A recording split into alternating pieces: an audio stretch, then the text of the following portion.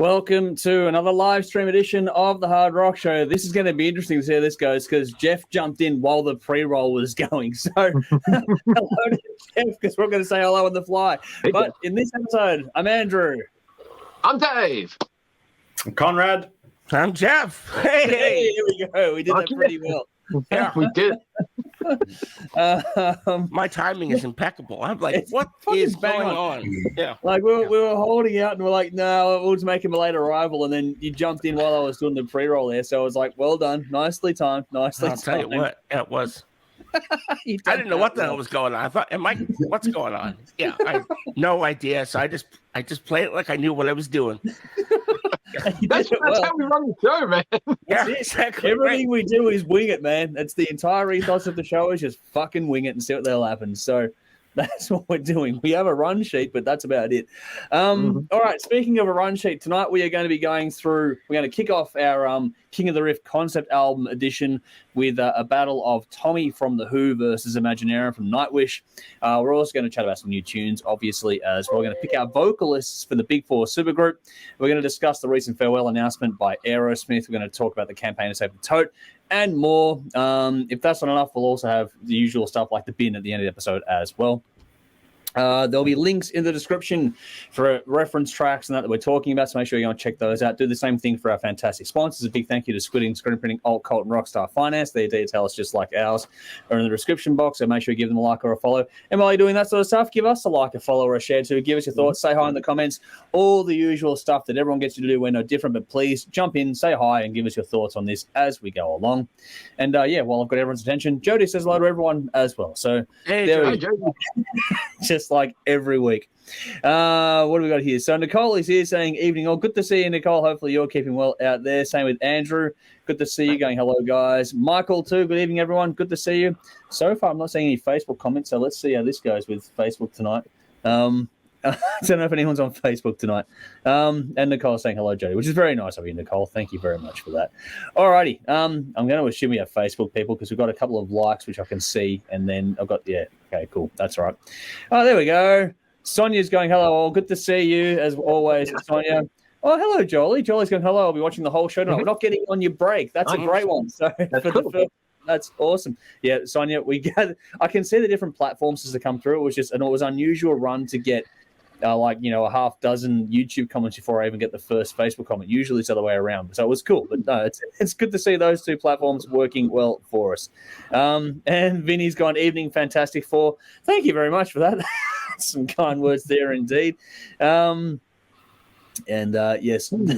going, thank God. Yeah, we're all here. We're all on Facebook. We're on YouTube. We're on Twitch. We're on Twitter, doing all the usual things. I'll then cut this one later on and put it up on audio stuff as well. For those that are tuning in later on, you'll have your choice of video and audio platforms as well.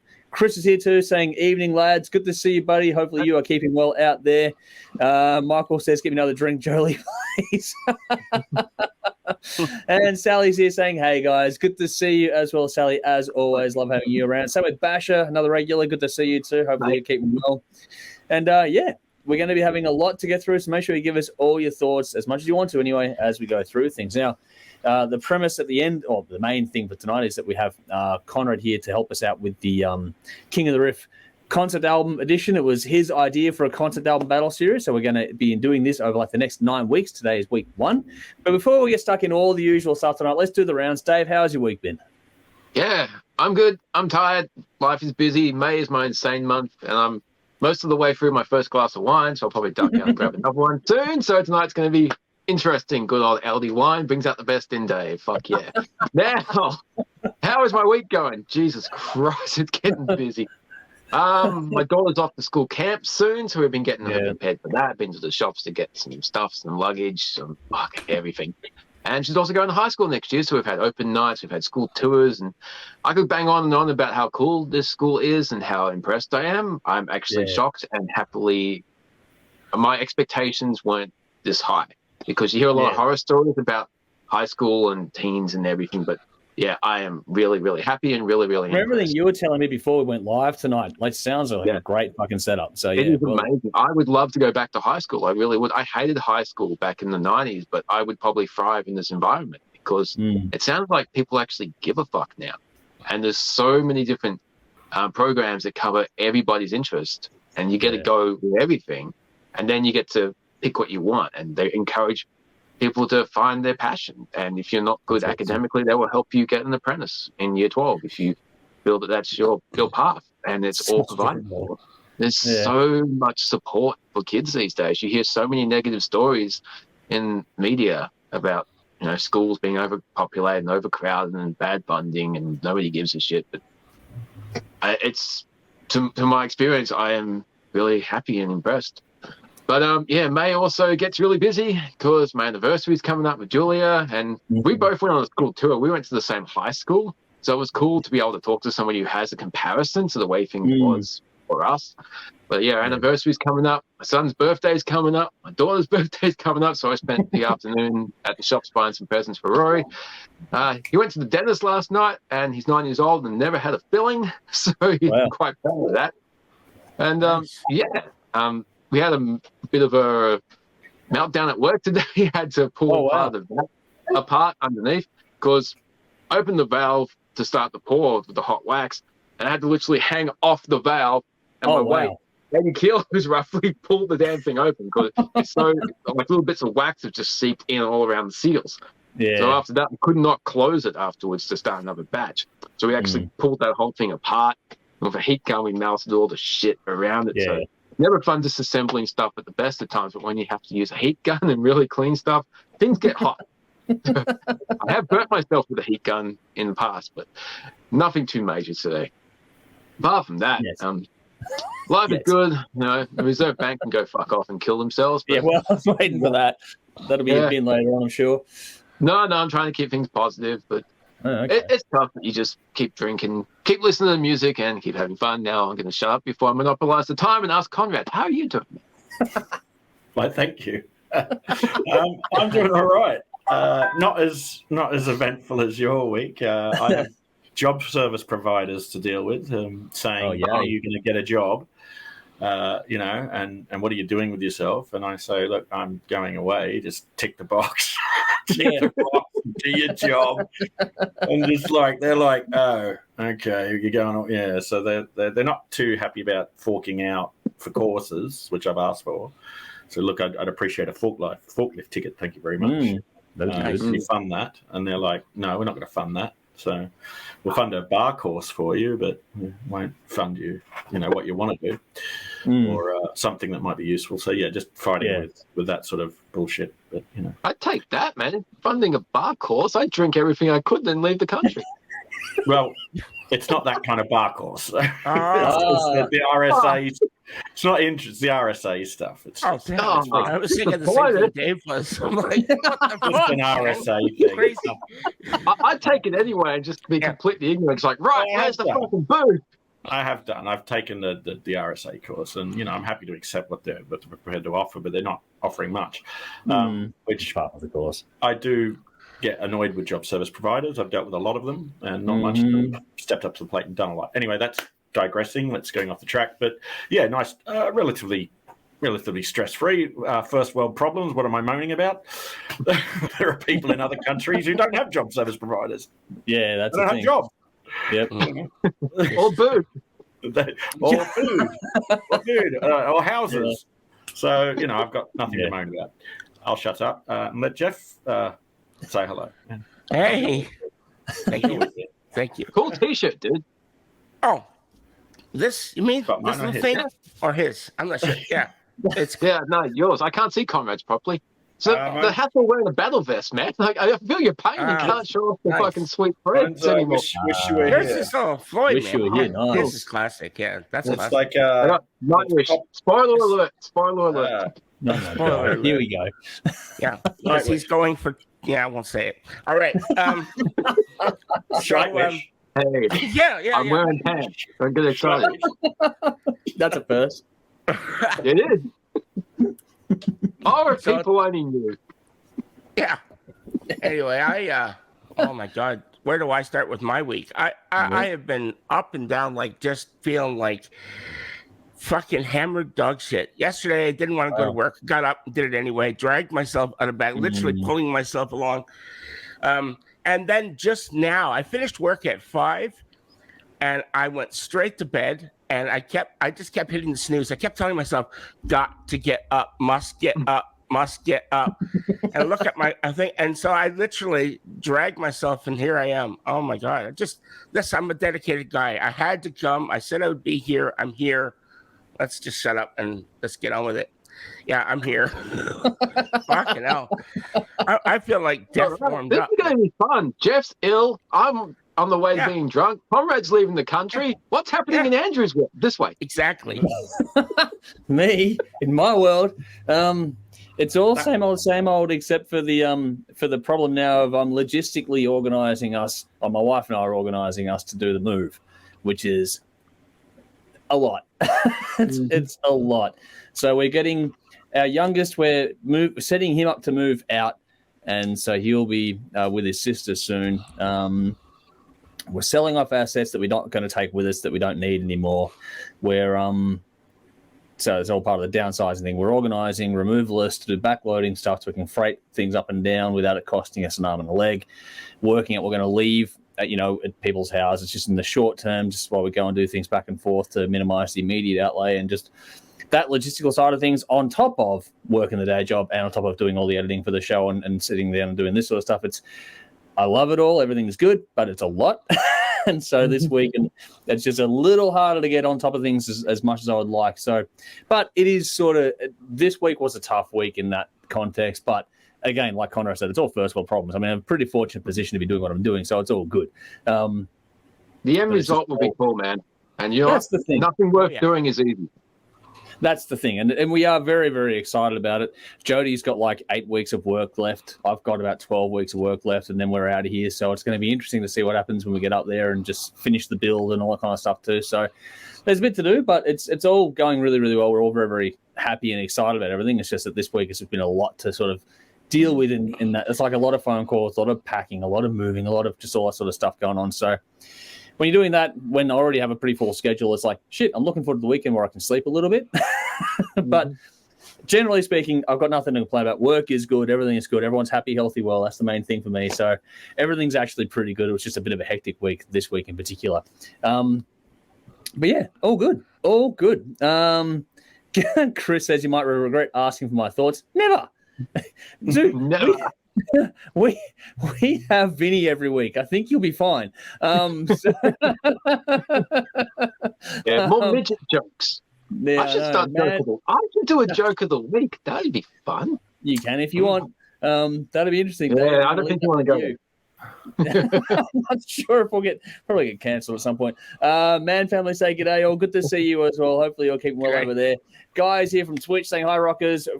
Greetings from Denmark. Sorry, I'm fresh from the dentist. Wow, that would be an interesting experience watching us when you're loaded. That'd be fun. Rowan gives us the horns.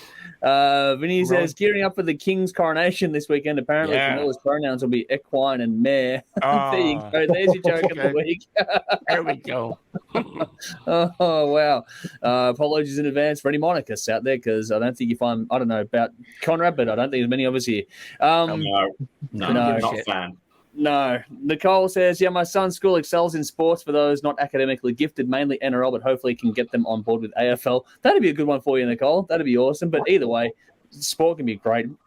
Guy says, I'm in the face, drooling, nothing new. That's generally the feeling I've pretended. Me every day is what that is. That's all of us after a long enough time in these sessions. Darren's here saying, hey, all good to see you. Hopefully you're keeping well. Hey. Rowan says, that's a gold class movie idea. Guy signs up for a bar course for the free booze and accidentally becomes a lawyer. I'm sure Jim Carrey will do it somewhere along the way. Him or Adam Sandler will do it. The guy says, we have job centers here. The only thing they don't do is get people the job, which is, that's a problem everywhere, unfortunately. Nicole is saying, well done, Jeff, for pulling yourself up by your bootstraps to get here tonight. And Darren is going, Dave on the way to being drunk. That's new. Not really, but obviously the sarcasm. We should do the thing they do in Reddit where people do the /S for sarcasm in comments. That should be a thing we do here. And Terry's here saying, hi all, good to see you. I'm not sure if it's the same person on YouTube and Facebook. I'm assuming it is. But yeah, good to see you. Hopefully you're keeping well out there too. All righty. we'll get into the new tunes segment of tonight's episode. I'm not sure if Conrad or Jeff have checked these tracks out, but that's okay. If you haven't, we'll just waffle on between us while you guys sort of get to spectate for a minute. I can fake it. Yeah. Didn't give us homework. I'm sorry. I know. It's all, I gave you one bit of homework. And other bit of homework to do. Yeah. You'll get the important homework later on. But Dave, we're going to start with your choice of the week, which is a new track from Severed Angel. There's a link in the comments, a link in the description as well, with their video for Attachment Unavailable. So Dave, this is your pick of the week. So you start us off. What made you think of this one? Yeah, I got this on an email promo. You still get lots of stuff come through, and it's just like, okay, there's so much to go through. And I had some free time, so I just clicked on this randomly. Just like, I've never heard of this band, and this sounds interesting. So I gave it a listen. Just like, this is the title itself, Attachment Unavailable. I'm surprised no one used that before, because it's basically a commentary on people's obsession with technology, phones, and the video itself is like you can be sitting right next to your loved one and you're just completely engrossed in what you're doing online. You forget to live your life. And everyone's pulled up or shared something that's come up with Attachment Unavailable. It's just like, fuck, it's so clever. The band itself, they've got a very prog metal vibe to themselves, bit of some Dream Theater vibes in there. The vocals are really the right type of harsh. So if you like Dream Theater, but you think a lot of people don't like James LaBrie, you want something a bit heavier, then you're probably worth checking out this band. I had never heard of this band before. I agree with that. And I'm actually really glad I clicked on this one because clever wordplay, clever lyric writing, great performances. So this is definitely a band to check out some more of. They've got a full album from what this is from. But I thought this was really cool. So I thought I'd share it with the world. Yeah. Where are these good guys choice. from? I think they're American. Oh, okay. I might be able to pull it up and have a look. I'm not sure. Right. Severed Angel, where's their bio? Northeast United States. There we go. New York area, probably. Yeah, possibly. I'm not sure. But Jeff, I'm going to defer to your excellence in that regard, or your expertise, I should say, in geography over in that part of the world. Boston, New York, Massachusetts, all that area. Yeah, that's Northeast. Yes. Yeah. Maine. For me, this was pretty cool. It's heavy in both music and lyrics. There's a lot going on. There's loads of riffs, a fair bit of synth in this one as well, actually. I could hear immediately why Dave picked this one as soon as I put it on, because there is that Dream Theater vibe. It's definitely there. It is a bit on the heavier side of things. But between that and the lyrics, which I know Dave and social media can be a bit of a love-hate affair, it's one of those things that, once I heard the song on, I know exactly why Dave picked this one. Like I said, Dream Theater vibe on the heavier side of things, some cutting social commentary in this song. Again, like Dave was describing, there's a focus on, relationships versus social media kind of thing. And the growling aspect of this is pretty well done. Not over the top at all. There's still loads of melody, the great clean vocals and clean tones across this one in terms of, guitar work and that too. There's a good mix of, grunt and beauty in this particular track in particular. It is on that progressive side of heavy metal kind of thing, but there's still loads of melody. Even though we're talking about screaming vocals, there's still loads of clean melodic vocals. It's a really good balance actually on this track. For me, I like the intensity of it. I think that it's not like Dream Theater aren't a go-to band for me, so this isn't quite a go-to thing for me, even though I tend to like this style of music a little bit more. But that said, I did enjoy it, and if this song grabs you, then like Dave mentioned, there's a new album that was released last Friday. The self-titled debut album was only a few days old, just under a week old now to do this one. So if you like that, there's a whole album to go and check out and see what you think of it from there. Darren put in the comments, he gave us the sarcasm. Well done. Nicely done.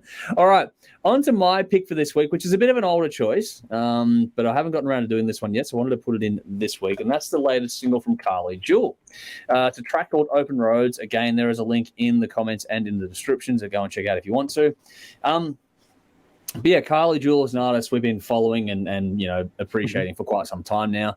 I think for me, it's another really well done song from her. She always puts out great, consistent stuff. I haven't heard a song of hers I don't like, to be honest. I think everything she does is great.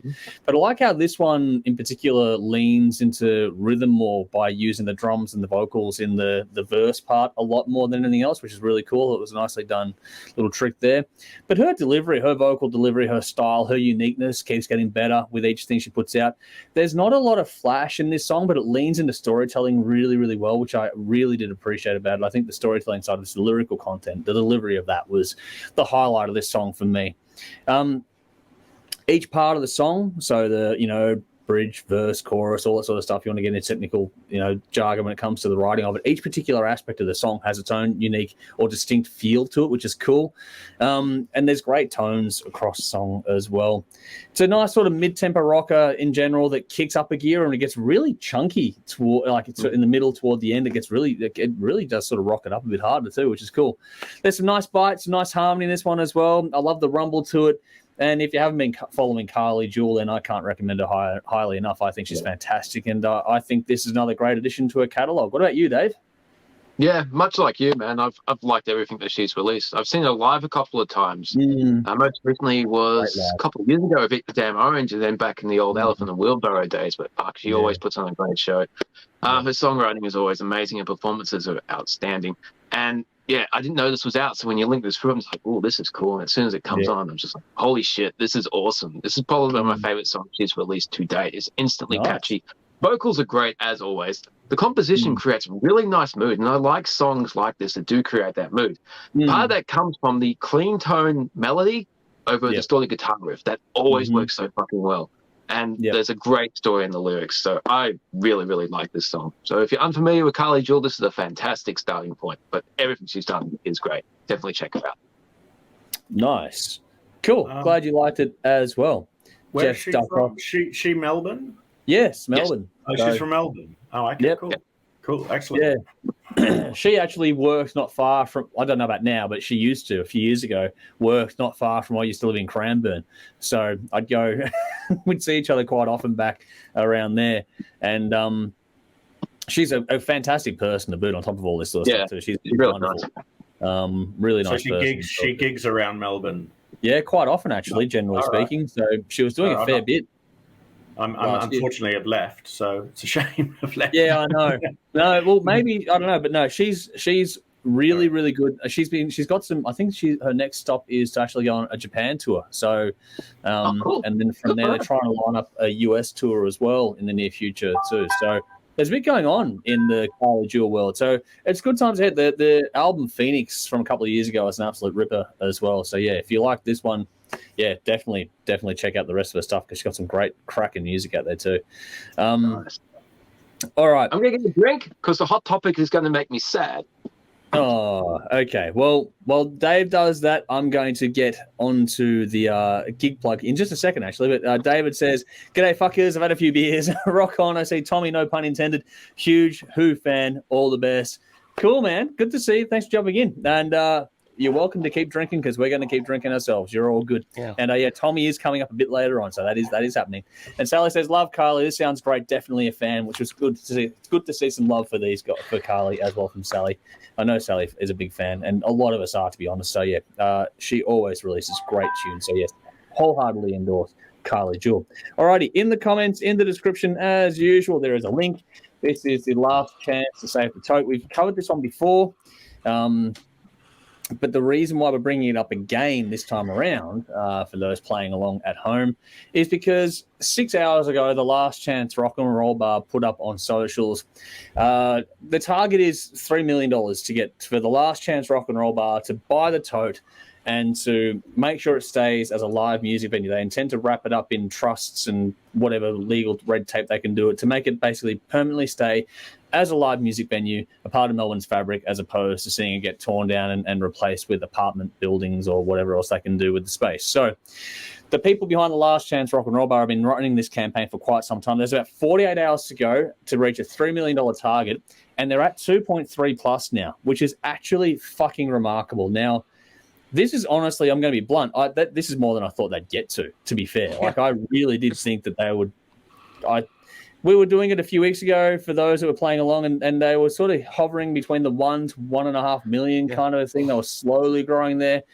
Over the last couple of weeks, it's just ballooned out to 2.3. So in the context of things, they're over 2/3 of the way there. They just need to get only, quote unquote, $700,000 now to finish it off. And that's remarkable. And now it's a 48-hour. How much do they need for the whole thing? Was it $700K? They need 3 million for them. They've stumped up, which is half of it. 3 million's half of it, isn't it? Yeah, because they've stumped up 3 million themselves, and they need the other 3 million from crowdfunding to sort of make an offer on the place and hopefully secure it. And even since they put up that post 6 hours ago, it's now over 2.4 million. So they're under 600,000 to go, which I know is still a lot of money. But in 48 hours, let's fingers crossed. Surely Now, somebody out there is going to say, well, hey, it's an investment. Well, it'd be nice if a big Australian band, if a big Australian band could put some money behind it. You know? Well, it'd be nice to get that happening. Like AC/DC, that's spare change to them, you know. I know. Hey, look, to be honest, to be fair, now this is the sort of moment where there's 48 hours to go. They out of $3 million they've raised over 2.4 so far, which is fucking phenomenal. So even if this doesn't go ahead, that's an amazing effort. That is absolutely amazing. Yeah, they had great coverage on this one. I think it's if you can still spread the word on social for the next 48 hours, get onto it. You know, even if you can't donate, just spread the word. If you have any contacts out there that might be able to help, get this thing across the line, then just get it all in, because like I said, this is a lot further than I expected it to go, and it'd be great to see this one actually get over the line. It'd be actually fucking remarkable. So it'd be a huge coup in the grand scheme of things when we talk about how much we've lost over the last sort of few years, and how these guys would be able to make it into something pretty bloody special, make it a live music venue in perpetuity, which is the plan. So that'd be great. If we can get this across the line, then like I said, even if you can't donate, just there's lots of different options on there. Like there's heaps. They got a lot of tiers on their little reward program. But if you, even if you can't chip in, which I know times are tough, so I'm not expecting everyone to be able to do it at all. But if you can, great. But if you can't, then just keep sharing around, get as many people as you can involved in this one, because Jesus, I'm pretty sure we can get 600,000 people across Melbourne to chip in something. What I mean? Like just $1, $1 each, and it'd be done. Yeah. So think about it, folks. Just spread the word. See if we can get people in there. To every little bit will count. So please do get around it if you can. Back to the comments for a second here. Guy says, cheers, Dave, when it comes to go and get your drink, which is nice, and all for that matter. Chris says, I've just shared it to my hard, heavy Facebook group. Might not do much, 13,000 followers from around the world, but I'll try. Hey, mate, it's everything better than nothing. Yeah. That's why we're doing it in a live stream. We get the interaction here, so hopefully that'd be nice. Nicole's got a good point here. Mushroom Records should pop up some bucks too. New music helps them, so yes, at all. Yeah. I'd like to see some radio stations pitch in on this one too, to be honest. It'd be nice if they could allocate some of that advertising budget. But anyway, we'll see what happens. But we're so close. Fucking awesome. I met Tom Morello outside the Torte. Yeah. It's one of those things that's it's an iconic part of the furniture or fabric of Melbourne. So I think we should really try and get this one across the line. So if you can, spread the word, spread the love, and let's see, hopefully we can get it across the line over the next sort of day and a half.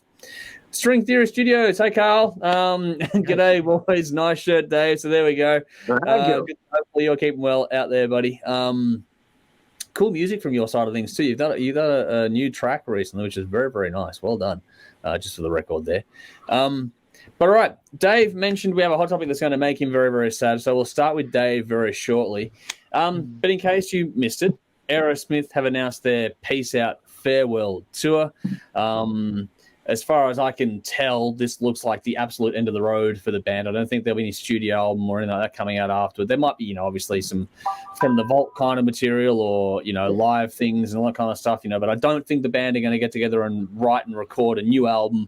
And I think this is their farewell tour. I don't think it's going to come to Australia, but we'll see what happens in that regard. But Dave, I know you're a massive fan of Aerosmith, so give us your thoughts on this announcement. You and I were speculating behind the scenes about it coming up, but now it's confirmed. Yeah. Goodbye, Springfield. I am really sad about this. For those who don't know, Aerosmith could have been my Guns N' Roses. They were just a couple of years behind. I mean, Pump came out 2 years after Appetite, and Get a Grip came out 2 years after Illusions, and for a young, impressionable metalhead like myself, Guns N' Roses got the prize, but Aerosmith were one of the first groups of bands that I first became infatuated with as a young boy, young, impressionable child, and it's obviously influenced my life greatly, but I absolutely love Aerosmith. I am a massive fan.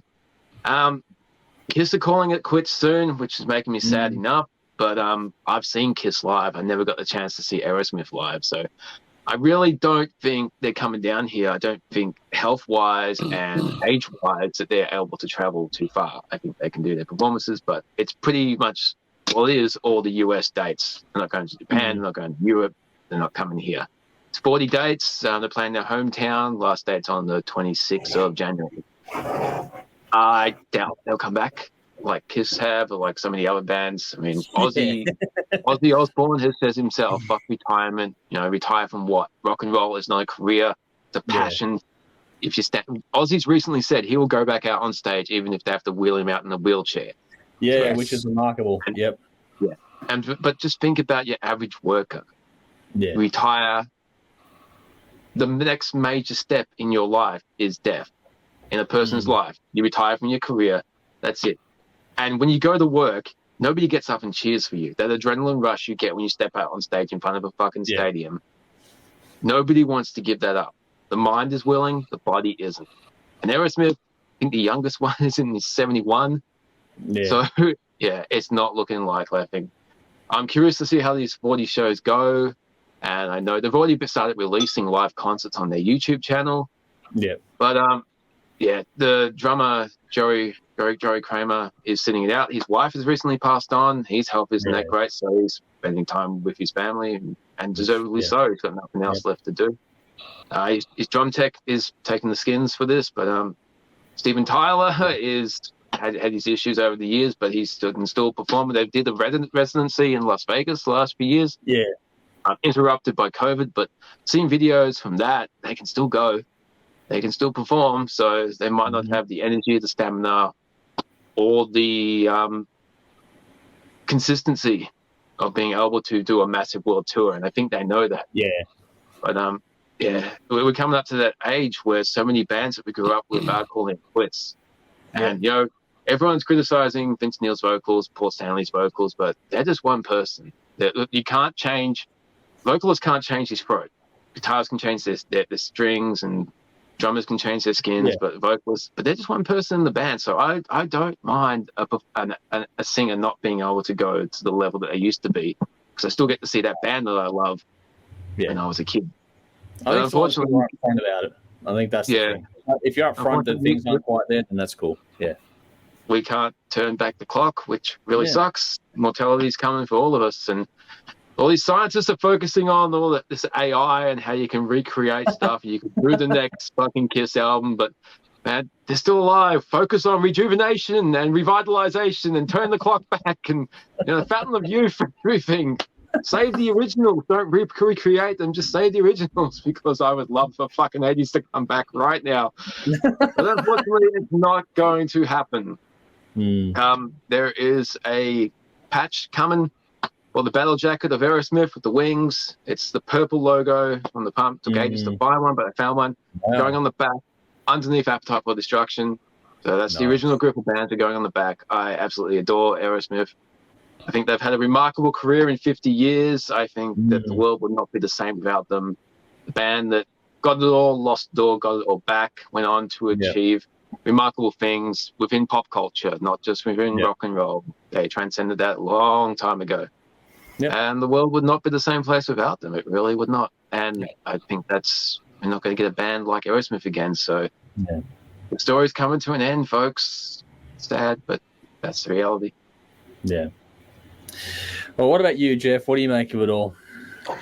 Well, it's sad. I mean, I'm a huge Aerosmith fan as well. Been a fan, since Christ was a cowboy. Look, yeah, he was a cowboy. Did you not know? Yeah. Look, I'm old enough to remember when, Steve Tyler and Joe Perry were known as the Toxic Twins. Yeah, and Toxic Twins. They were not expected to get out of the 70s, let alone the early 80s, alive. I mean, people thought, no, these guys are done. And I think for a lot of people wrote them off. By the time the mid-80s come along, Aerosmith was pretty much written off. And then they come up with this wonderful album called Permanent Vacation. And all of a sudden, their career just exploded again. Yeah. And they have been on, it's just been a straight ride to this day. Their career has just been going. So that's 35 years or more since that album came out. So that's an amazing. You call that a comeback, if you will. Really, it was. It was a comeback. It was a second iteration of the band, even though nothing had really changed from their perspective. They just had a hot album. There was some great songs on there. I think the movie Miss Doubtfire used some of their songs, and that propelled them. Dude looks like a lady. Yeah, Dude looks like a lady. That's right. That was a lot later. It's a lot later. Yeah, Wayne's World. Yeah, it might have been. It may have been, but it still helped propel them. Absolutely. Helping them up to another bunch of people that might not have listened to them. Like, who are these guys? That's a cool song. And Dude Looked Like a Lady was everywhere. It was on every radio station. Yeah. It was an absolute massive hit. So, may not be the best song ever made, but it got people. A good one. Who are these guys? And then they're like, well, they've been around for 25 years. Like almost at that point, they've been around for 20 years or something already. So, the fact is that they've gotten to this point. I think it's amazing. I've been a huge fan all my life, really. I mean, ever since I've been able to listen to music. So. Yeah, I'm going to be sad, obviously, when it's done. I kind of, part of me wonders if, with the recent things that have been going on with Steve Tyler and his escapades, where he, there's some things there that make me wonder maybe they don't really want to, who knows where that's going to go legally. I don't want to get into, Dave already brought us down to the Debbie Downer side of things. So I don't want to get into the dark side but that's probably played some part in the story. Yeah, they're not getting older. I mean, how old is Steven Tyler now? What is he? He's got to be 71. Is he 71? Yeah. Okay. I think he's 71. So the oldest guy in the band? He's got to be 75. The oldest. 75. Yeah. So, I mean, look, that's, unless your name is Sammy Hagar, that's pretty much the end of the road. 75. Oh, yeah. Sammy's one of the rare ones, isn't he? Yeah, absolutely. He's probably one of my favorite, and he's still going at 75, so that's pretty amazing. Steven Tyler's 75. There you go. Tyler is 75 years old. So right up there in that same company. So look, people think, 75, but in 5 years, he's fucking 80. Have we ever had an 80-year-old rocker? I don't think so. Yeah. I guess the way he performs on stage, he's fucking... Yeah, the Stones, but... Keith, the whole world is laughing in Keith Richards right now. But, yeah. But going to keep going, that bloke. Yeah. That album there, Dave, hold that up. You got Permanent Vacation again? Hold that up again.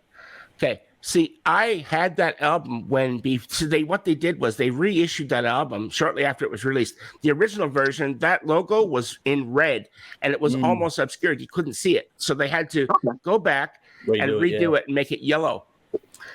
Yeah. So I had the red version. I had the red version. So I remember that's how much of an original guy I was, because I was just like, it was another album. That might be worth a bit of money. Yeah, it's back in Canada now. I didn't bring it with me. I might have. I'll have to go through, because I did bring all my CDs out. It'll be in the box with the bells, Jeff. Well, when I came out here, right, I was like, there's no fucking way I'm leaving my CDs. So I'm like, what am I going to do? So I'm like, these CDs was way too much. So what I did was I took them all apart, took the CDs, put them in a big case, and then all the album covers, I put them in another case and then threw away the jewel cases. Because it saves so much weight. So I did. I'll have to look. I will. I probably do have it. Wow. That'd be a story if you did. I didn't think of it. Otherwise, I would have had it already. But yeah, you're right. It might be worth some money. Who knows? Look, I just checked. Keith Richards at 79. Are you kidding? He's 79. No, Keith Richards. Mick would be about the same, I think. Mick. Yeah, they're going to outlive everyone, man. 78 or 79. They're still touring. They're still touring. When the Stones retire, Alice Cooper has said, give him 5 more years. He refuses to let Mick Jagger beat him. So whenever the Stones either die or call it quits, then Alice Cooper will continue for another 5 years. Wow. Well, that's awesome. That's awesome. That's cool. It'll literally be welcome to my fucking nightmare. Can you see that? I mean, fucking old skeleton coming out. Alice just gets better with age. You'll need less and less makeup. He has gotten better. I agree with you. Yeah, no, it's true. Alice Cooper hasn't. It doesn't even look like he's slowed down. Like, no, he doesn't look as old. Yeah. his show can cover a lot for him too, because he doesn't need to be a whiz-bang vocalist because he's the puppet master on the stage now. So right. his show covers for a lot of it. So he could well and truly do it comfortably. He could do it. Plus, he never did the falsetto shit, the high-pitched stuff, so he can just growl. And his voice sounds great. So he never blew his voice out. Yeah. No, this is it. But, I digress. Look, Aerosmith, love him. I'm going to miss him for sure. But, every book has its final chapter. And obviously we're seeing it now. And it's a shame. But, look, at least they're retiring and they're going out gracefully. And they're not just like dying and done, So they're still going to be alive. And who knows if you're live? Who knows what will happen? Maybe they'll release more concert footage. I love concert footage. Yeah, I'm sure they will. I'm sure. Yeah. So where there's life, there's Alice Cooper's 75. There you go. Right. So. Oh wow! I hear Homer's voice in my head. No way, man. We're gonna keep on rocking forever. That's right. Forever. Yeah, I remember watching an interview years ago with Ozzy, and Ozzy was saying he was going to be the first 50-year-old rocker. That's literally what he said. He says, "I'm not quitting. I'm going to be the 50-year-old rocker." I'm thinking nowadays it's like, are you kidding? 50? Exactly. People are like young these days. If Ozzy makes it to 100, I'd be impressed. Yeah. Well, he just might. So you never know. But anyway, that's my story. Aerosmith, I'm sad. I hope they keep going, but obviously they're not. Like, all good things come to an end. Yeah. And that's it. So. But you, Conrad, any thoughts on this? I think they'll do like the odd show here and there. They'll probably do the odd occasional show. Maybe another residency, Full-scale touring, no. But I can see them doing the odd sort of show occasionally, and maybe playing like maybe one song at Super Bowls or whatever. That sort of thing, and maybe like a Vegas style, like a stage show, like a theater show. I could see like a residency set up for them. Yeah, a residency where maybe they don't perform themselves, but you'll have people doing an Aerosmith show. The same will happen with Kiss. Yeah, exactly. In years to come, people will go to Vegas to see the Kiss show, and it'll be people playing the parts of Kiss. And I think for Aerosmith as well, are another one of those bands that could very well have that sort of thing as well. Yeah. And there will be, these bands. I think there'll be like other people just playing those roles. Yeah, it'll become a branding thing that'll become almost like the. And then you just have you have a revolving cast over the years. Of people performing. I think they'll fall into that category. Because they are a legendary band. They are. Yeah. I mean, where would glam music be I've seen them 3 times now. Wow. I got to see them 3 times. And they were great. No, I've never seen them either. I got to see them at, where was it? It was Monsters of Rock 94 at Donington. Wow. And I got to see them at Wembley Stadium with Lenny Kravitz and the Black Crows. That was a killer gig. That was awesome. Fucking hell. Yeah, and I think again at Download Festival again another year. So fortunate enough to catch them. So they're really good. Yeah, it's amazing. They're always good. Anything else there? No, that's it. Just I mean, I think that's what'll happen to them is as I said, like a show sort of thing will be created. You also got to give Steven Tyler special credit for giving the world Liv Tyler. He's a fucking babe. Yeah, you're right. Well, it's true. I mean, I'm not disagreeing. In Lord of the Rings, where she's got those pointy ears, they're good to. Arwen. Oh, God. Dave's got a point. She's cute. No, so does she, apparently. Yeah. Two of them. Yeah. Dave's giving himself a point thinking about it. So. It's a good thing that Dave is wearing pants apparently tonight. But anyway, so for me, it is what it is at the end of the day. I mean, the band haven't released a studio album since 2012. their touring schedule has been hit and miss. I mean, we all know the dynamic is interesting within that band, to say the least. So they kind of function for a little while, then they go their own separate ways, and they function for a little while and go their own separate ways. And I think they just gone, okay, this is enough. It's one more sort of last hurrah. I don't think it'll go outside of the US. If it does, it'll be relatively regional. I think it's one of those things where people want to go and see them fly over. It's about the only chance you're going to get. Yeah, I'll probably do festivals, headlines. It might go to Canada as well. They might, like they could do the continent, but I don't think they'll go across different continents. And I don't think Europe's going to get it, which means I don't think Australia's going to get it. Be nice if they did, but I very much doubt it. Now, they were going to tour here a while ago. It didn't sell. They were. Nah. It didn't sell. I hate to say it, but people didn't. It did not sell, and that's a sad, tragic case for Australia. They went we are a very fickle bunch. I'll put it. They are. I hate to say it, it's true. Australians are really difficult audience. We're fickle, very, very difficult audience. Marketing. Everything's tough at the moment too, and that makes it harder with the context of what's going on in touring in general at the moment as well. But for a band like Aerosmith, you can't help but just sort of sit back and admire the legacy they're going to leave behind. They're going to go down as one of the greatest bands of all time, whether you love them or hate them. They're going to go down as one of those bands that just cut through, and they were part of pop culture in many ways. Like when they reinvigorated themselves with Walk This Way. I know that Dave's not a huge fan of the Run DMC version, but what that did for that band and what it did for pop culture when it came to rock and rap, that was a huge moment. Think about the very first of that. Yeah, think about how different music history would be. I know that Dave's not a fan, but imagine, what different music history we'd have without collaborations like that, or Anthrax and Public Enemy. Yeah. It was a big moment, and so they one of the few bands get to claim those, benchmarks.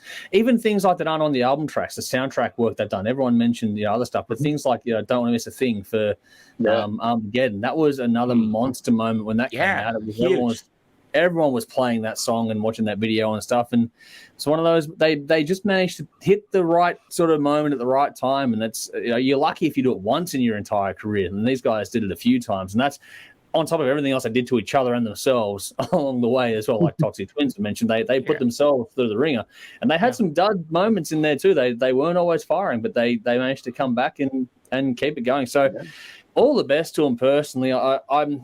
I get the distinct impression, and I'm glad if it is the case that they're not going to go and do a farewell tour this time and then 5 years later announce another one. They're not going to Fonzie it. They're just going to do it. So I think that'll be a good thing. I think that as a general context, I think if you're going to say it's a farewell tour, make it your fucking farewell tour, not like Motley Crue and all the other ones. If you're going to go out, just say you're done. I think it's just taking people for a ride otherwise. But I think, Aerosmith. I like the whole pinked out thing. Yeah, that's actually a very clever slogan. I do work for the band. It's a good way for them to sort of tie a bow on it all. I think, like I said, no album for a while. I think we got some, deep cut things that weren't released yet. There'll be plenty of, studio moments I've got down. I noticed something. I was gonna, we were doing the Aerosmith albums for deep cuts. I noticed something. They'd never released special edition box sets. Yeah, so there'll be a lot of that kind of band that's never gone down that road. But because they had two main studios that they were signed to, but apparently just last year they're all with the one studio now. So we might start to see those collector's edition box sets, because they're sitting on a fucking archive of so many demo songs that never got, especially in the later albums, because they record twice as much that actually made it to the album from about there's heaps of unreleased material, so I think that's definitely going to be happening in the near future. So yes, I definitely think we'll be seeing a lot more from them in that context. Who knows, maybe we will see a new studio album. I doubt it though. But I think this will be it for the band, and all the best to them overall. Sad days like it is, but at the same time it's just unfortunately the real world. It's just where we are in things, and a lot of our bands are going to be doing more of this as opposed to less of this as time goes on. As sad as it is, it's cool to be alive at this point in time. We had these bands. So in like 10 years' time, kids are going to be saying, I discovered this band, Aerosmith. We were talking before we went on stream. I was in JB Hi-Fi, and these two young kids were buying the Jimi Hendrix album. They were about 14. They're buying Jimi Hendrix on vinyl, and they know the song, so excited, going through the track list, and just like, Purple Haze and Stone Friends, like, I'm overhearing their conversation because we're standing in line for the checkouts. It's like, I'm fucking excited because these kids have got mallets. They're buying Hendrix on vinyl. And it's cool because we live that time, and kids are going to be getting older, and it's like, well, they're going to be asking our generation, what was it like to see these bands live? And I remember when we get to be the cool old people, not the grumpy old people all the time. But that's a testament to great music. 60s and 70s, everything from the fucking Who and the Beatles to Zeppelin and Aerosmith, and just meeting old people is like, oh, I saw Aerosmith at my school in 1974. It's like, and then they went off and did a television show, and then they went and played they would play 3 or 4 times a day back in those days. Just hearing those stories from people who lived it, that's just going to continue. Yeah, the storytelling from generation to generation is going to go on for all time. That won't change. And now we have these things. The ability to do it will be even more. That's right. I hope young kids document their journey. They got it right in their hands. So too. I think it'd be cool to see. I discovered this album, Appetite for Destruction. I don't know if anyone else knows it. Because I felt old like 15 years ago when a workmate said, "Who's Axl Rose?" Yeah, like, are you fucking kidding? The thing is, I think that what we're talking about now is the reason. This is way off topic now, but I think this is the reason why the reaction videos are so popular as a general rule on YouTube. That's why they always go so well, is because everyone likes to see someone else watch something for the first time. Because when you're out of the public eye for like 5 years, a kid growing up in that time, they're not going to know you, regardless of how big a rock star you were. And because popular culture moves so fast now, I mean, think about what Stranger Things did for Metallica. Like, we all know and love Metallica, but think about the audience that introduced Metallica to via Stranger Things. Like, it just, there's always... And that's the same with Aerosmith before. Aerosmith did the... They turned on him. But it's trying to cancel him. Yeah, I know it tried, didn't work. But think about how many people wouldn't know Aerosmith if it wasn't for I don't want to miss a thing either. Like, that was a window. Exactly. And Run DMC 5 years earlier, or however long it was. Yeah, if you can find a way to break into pop culture consistently, like Aerosmith did The Simpsons, Metallica did The Simpsons, The Who did The Simpsons. Yep. It's pop culture. Pop culture. Yeah. Yep. Let's see. Comments. Chris says Jeff wins best T-shirt award tonight, so there we go. Thank you. But here's I'm going to fight Jeff on that. He's bigger than But then Dave. I fight myself. I'm conflicted. Dave's going to do his own fight club when he has enough wine. So, String Theory. So Carl says new Divine Ascension album on the way soon. Ooh, super keen. Super keen. I think you made Dave was giving himself a point before. I think he just climaxed. I'm holding back for Nightwish. Oh, right. Oh, baby. Chris says, according to Hot Metal, Aerosmith is skipping Australia. Well, that's not really a surprise. Guy says, got the Pump tattoo. Saw him live in 2007-ish on a field. Poor sound. Did not like it. That's the unfortunate thing. If you get a bad experience, it can really diminish something. At least you got to see them. That's the thing. Yeah, I didn't jealous. get to see them. I didn't either. I'm with you guys. I didn't get to see them at all. So I'm disappointed. David says, Dave, well said. Great words, I believe, about your farewell to the band there. Vinny says, it's a sad reality that we're witnessing their mortality now, whereas growing up with them, they appeared invincible, especially those two guys. Like, they were impossible to kill. Chris says, we still have the albums, Dave, all the bootlegs and the memories as well, which is very, very true. I think we're getting more of that as well. Yeah, Dave's going through them now. Michael says, Steve Tyler has a very different approach to what he can deliver live and how often he can do it compared to some other frontmen. Quality. Yeah, quality is very important to that. And I think that Steven Tyler, if nothing else, the live reputation will be second to none as time moves on. Toxic Twins. Basher says, thanking Aerosmith for the great music, one of the best live concerts I've seen in 2013. So there we go, more love there. Permanent Vacation is a wonderful album from Guy there. It is a good album. Yeah. Jolie says, Steve Tyler knew how to deliver. I remember when I saw Aerosmith, they rocked after hearing them on cassette. Still today, amazing. It would be wow. That'd be a blast. I remember going like I said, Aerosmith was one of my first bands. This is back in the day of cassette recorders. And I used to record clips of music hits or whatever the fuck the show was called in like 1989. So I got Janie's Got a Gun on video, and I wanted to hear it on my Walkman. So I would hold the cassette player up to the TV, and hold it onto the cassette so I could have it. This is why, Same thing, Dave. Yeah. But, it didn't matter if the quality was shit. You had the song. And that was just a different world back then. The old game of trying to record a song from the radio without getting the ad at the start or the end. Yeah. That game. Yeah. And then your friend would say, I got a cool copy of it, and you copy it, and you copy it for another person. Yeah. And the quality would just deteriorate. It would. Yeah. But that's cool.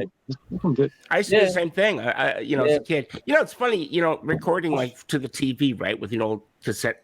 Yeah.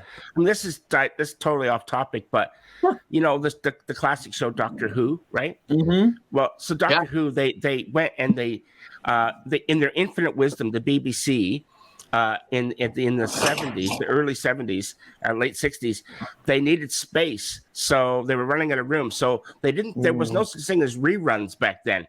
So what they did was they literally packed up all the fucking old Doctor Who shows and stuff, and they threw them out.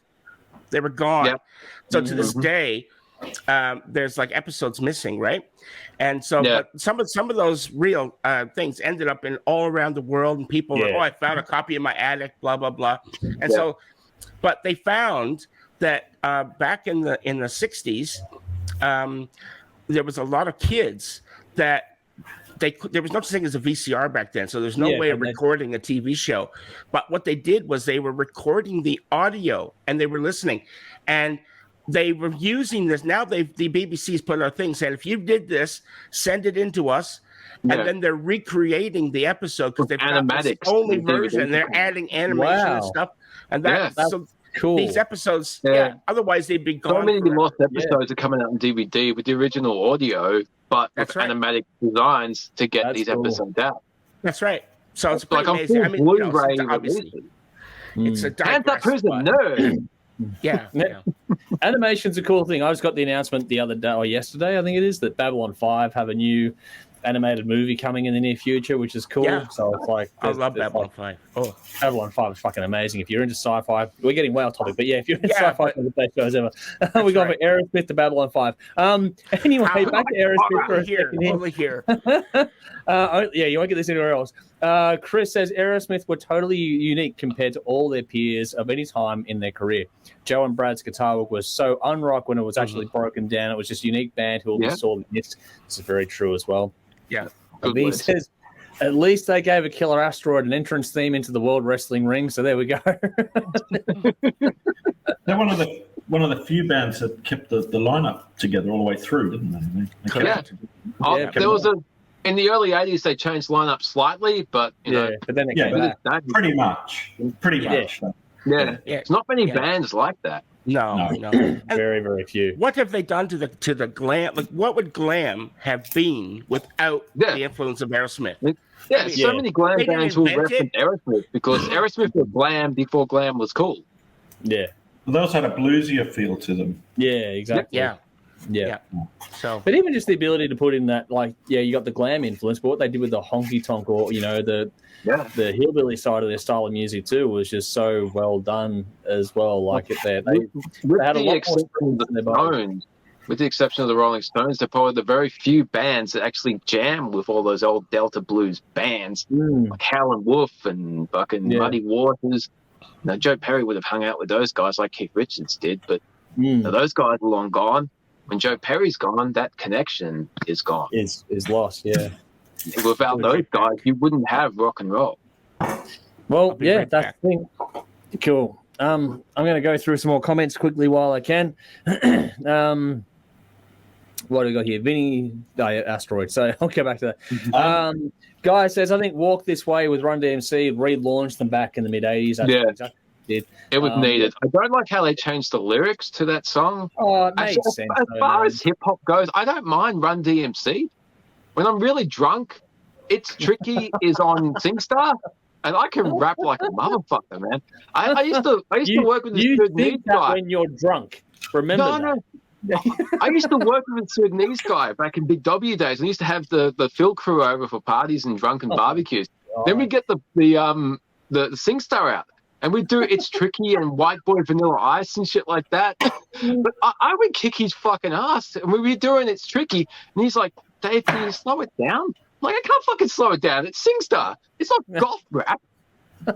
Golf rap. It's fucking Run DMC. But it's tricky. God. It's fucking that's the shit right there. Dave putting on his best fucking Vanilla Ice impression right about now. I kick Vanilla Ice's ass, man. That's fucking hardcore shit. But yeah, they alter the lyrics for the Run DMC Aerosmith Walk This Way version, and it doesn't work. It clashes. I think it works fine. It doesn't. It doesn't make sense. Oh, what, dude? What? Stop being so anal. Have you met Dave? Anyway, the original lyrics is backstroke lover always hide beneath the covers. He's talking about jacking off, but in the Run DMC version, it's backseat lover. Okay, if you're a backseat lover, you're not a high school loser. It doesn't make sense. Dave, I think you're applying a little bit too analytical thought to a song written by people called the Toxic Twins. Just enjoy it. Yeah. You know how you're a big wrestling fan and you can suspend disbelief? Try that. Yeah. It might be. Wrestling is not rock and roll. It's as cool as rock and roll. But yeah. Dude, what is not rock and roll about a kid who can't drive being a backseat lover? That's pretty fucking cool. Dad, can you drive me to the make-out place so I can bang my girl in the backseat? Or he stole the car. And don't forget, in America, you get your license and drive a lot younger than you can in Australia. So I think of that scene in Stranger Things where Max is driving the car while Steve's smashed out and in the back. Who's driving? No one. Especially not this show. What do we got here? So back onto things for a second. Guy was confirming that Tyler was 75, born in 48. Darren says Hagar is a living legend. Yes, he absolutely is. Keith was born in 45. So there we go. That's the thing there. Dave says Dwayne Eddy, 85, still going. There you go. Chris says, I remember 20 years ago, my mum talking about all her idols are passing away. Now I'm living her reality. That is going to be the same for all of us and generations to come after us as well. I remember being a kid and saying these fucking, hearing like the adults saying these fucking bands won't last very long. It's just a fad. They're going to be gone in 5 years. Things now. So I hope fucking Cardi B's gone in 5 years.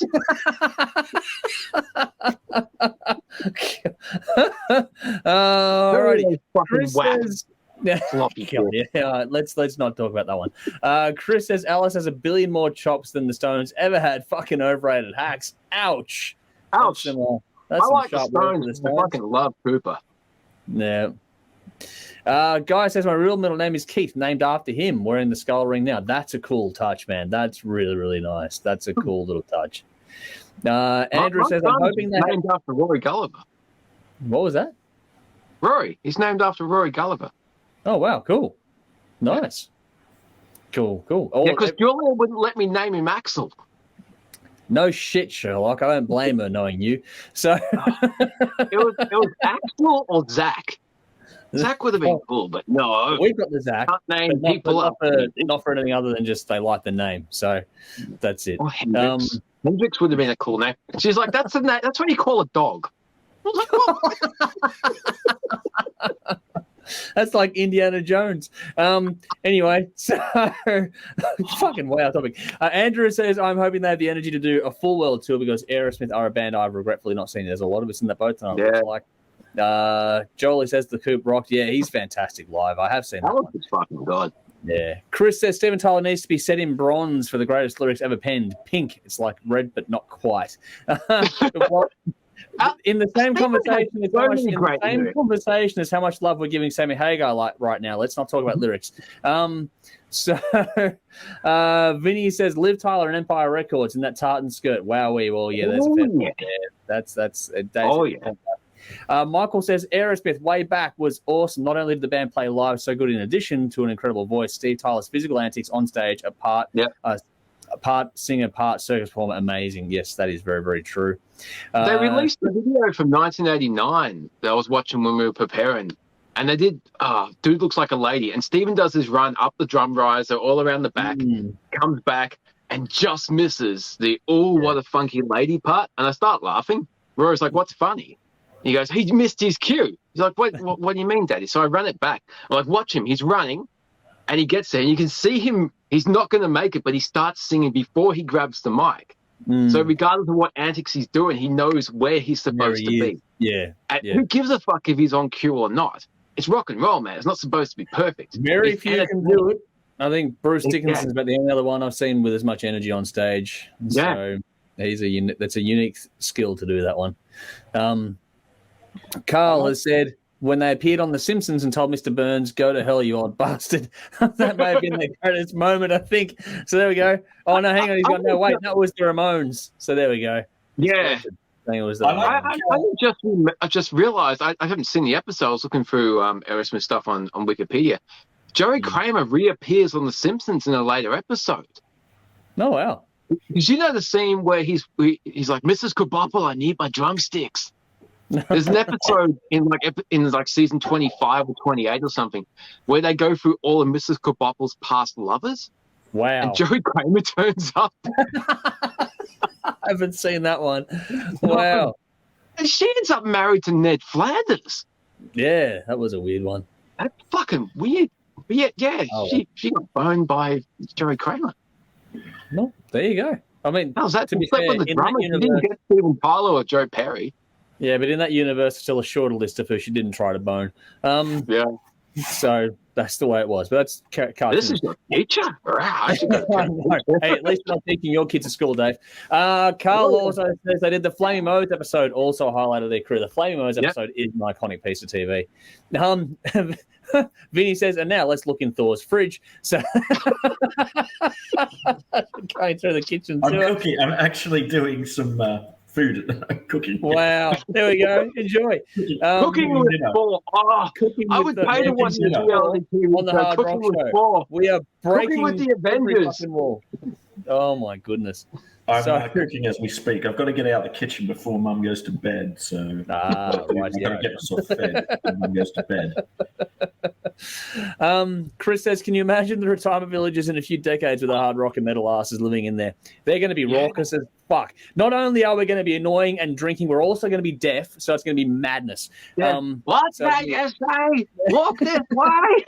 It's going to be like high school because the fucking trance techno people are going to be there too. I'm like, turn that fucking shit off. Or yeah, it'll be. It won't be gang bang in the old folks. It'll be gang fight. That's what it'll be. Yeah. But all the old manners that can take their teeth out and breathe through their nose with the oxygen, they'll be all hot and after the fights. So. Dave, you're getting ahead of yourself. I'm looking forward to retiring. I can tell. Chris says there's something to ask people. What album would you like to erase from your memory and first listen to again for the first time? Yeah, that was something that Dave and I were talking about before. It'd be cool to go back to. That should be. We'll actually bookmark that topic and do it another time. What's an album? If you could go back and pick one album to listen to again for the first time, what would it be? That's a good question to ask. We'll do that later on. It's an interesting one. Basher says, was at a concert recently and talking about live concerts to a couple of young guys. Mentioned AC/DC or Bon Scott, and one replied he would give his left nut to see Bon Scott. I laughed. There's a lot of people that would have. I would have as well. Yeah. Guy says, used to record Monsters of Rock on WHS or VHS, I believe. So, yes. David says the pause button is your friend in a lot of respects. Darren says, in a way, the ring. Yeah, in a way, Aerosmith evolved to a different style of band from Permanent Vacation. Many people I speak to love old school Aerosmith with the Sega and blues elements and cannot stand the modern stuff. No, I still think, I think both sides of them have their respective places in history. I think they're fantastic. The new stuff doesn't erase the old stuff, so no, it doesn't. Speaking of erasing, a guy's gone NASA taped over the moon landing as well. So there we go. A lot of Australian TV ended up in landfill when they made the Sydney Harbour Bridge. I heard that years ago. That's true. Rowan says, Big B5 here too. Sad to hear that all the original CGI is lost, so they need to recreate it if they want to remaster the show. Yeah, that's a shame, unfortunately. Vinny says, detecting movement on Asgard. Unsure if he's making supper or charcuterie boards. Chris says, I challenge Dave to an Ice Ice Baby off. Now, that could be fun. It's on. Content. If you got a problem, I solve it. Oh, my God. Dave, have another wine. Darren says it fucking works, Dave, you morbid bastard, talking about the lyrics. So I agree. So there we go. Vinny says Dave's ranting again. Quick, grab the EpiPen. Bash says, did Aerosmith record their albums live? Early on, but not so much later. Dave is tipsy. And Woman of Flame. Nice to see you. Thanks for joining us on Twitch. Lol at NAS taped over the moon landing. Yes, that is a good remark there. Chris says Axel is the penultimate bogan's name for a staffy, only used when you have another staffy named Diesel. Good point, Chris. Michael says Tyler did a limbo competition on stage with audience members, got down to a few people, got down very low, then he kicked their ass and beat them. So there you go. He's kept himself in pretty good shape over the years. Vinny's where's Dave? Vinny says Flanders gave her his diddly. So that's oh fuck, here we go. Basher says there should be metal aged care facilities. Yes, there should be. Guy says he raised album and listened to the first time Puppets. There we go. And Sally's laughing at Dave's antics as well.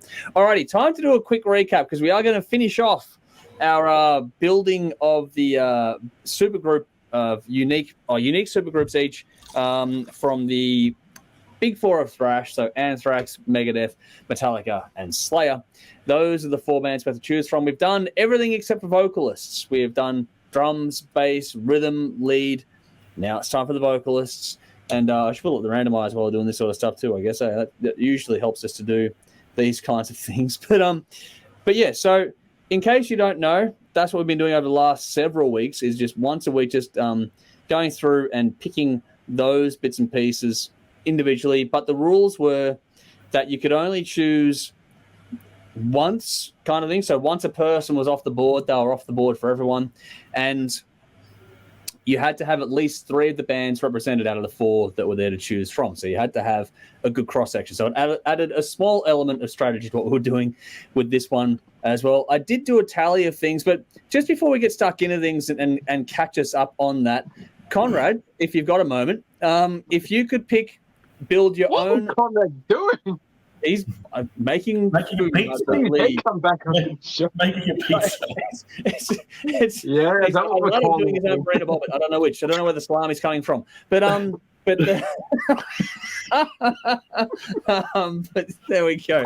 But Conrad, if you could indulge us for a second here, if you had to represent 3 of the 4 of the big thrash bands, but have a bass, a drums, rhythm, lead, and vocalist, who would be your ultimate lineup? Because you went for the previous ones. So let's just get you to give your own sort of personal super group.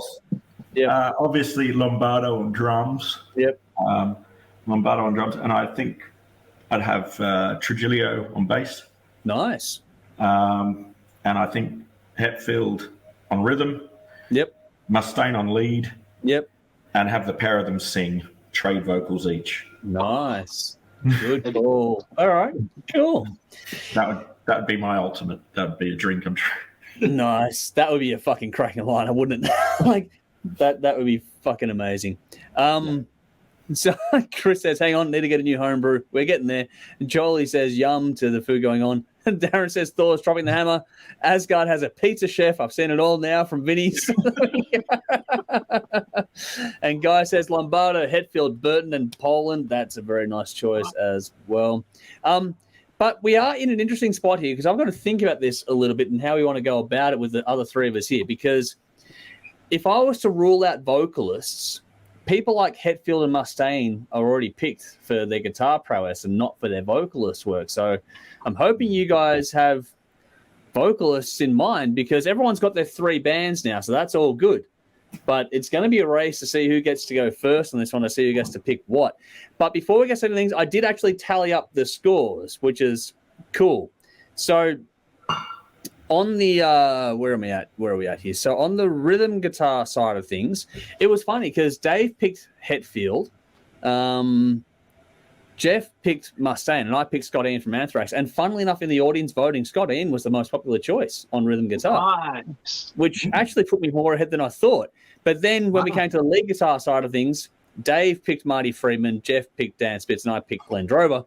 And Marty Friedman and Dave Mustaine were the only ones that got multiple votes, with Marty Friedman leading the way. So that put Dave out in front. So for our total scoring here, Dave is currently in the lead with 160 points.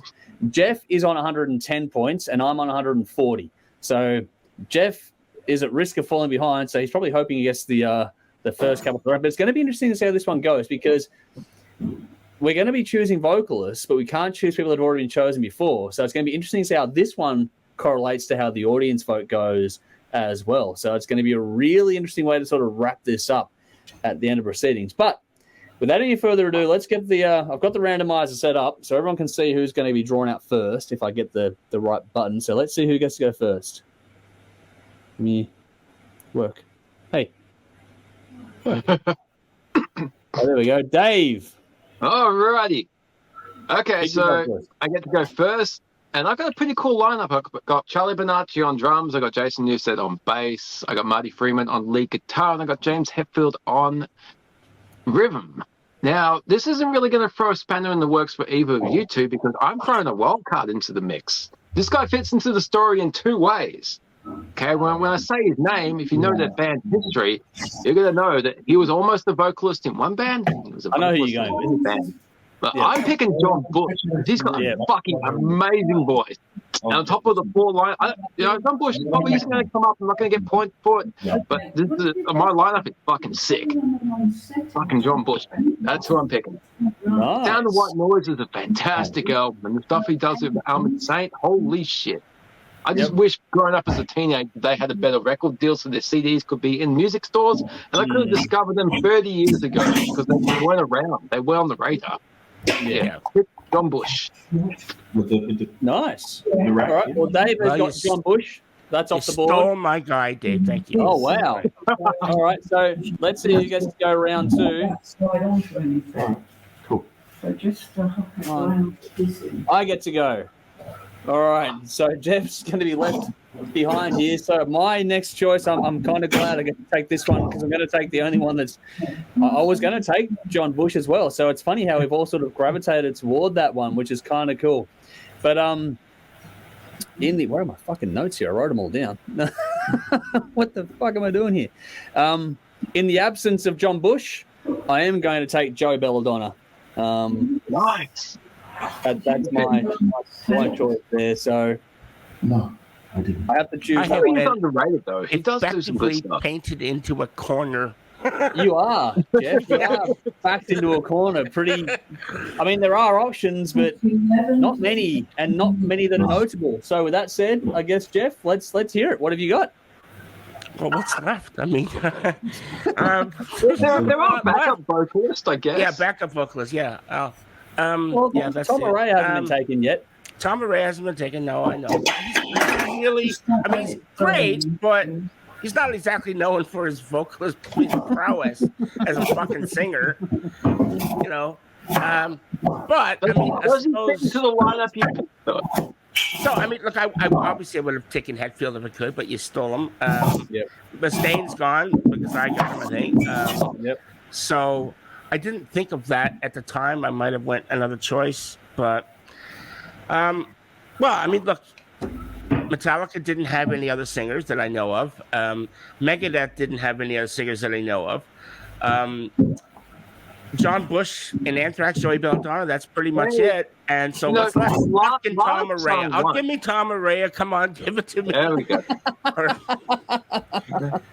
I mean, you could have found someone that would do backing vocals, but they've all been taken as well, I think. So Yeah. There was a time on stage where Metallica swapped instruments. James jumped on drums and Jason did guitar. and Newstead got Lars taken earlier as well, but Newstead got taken. Lars sounds like a snare drum, but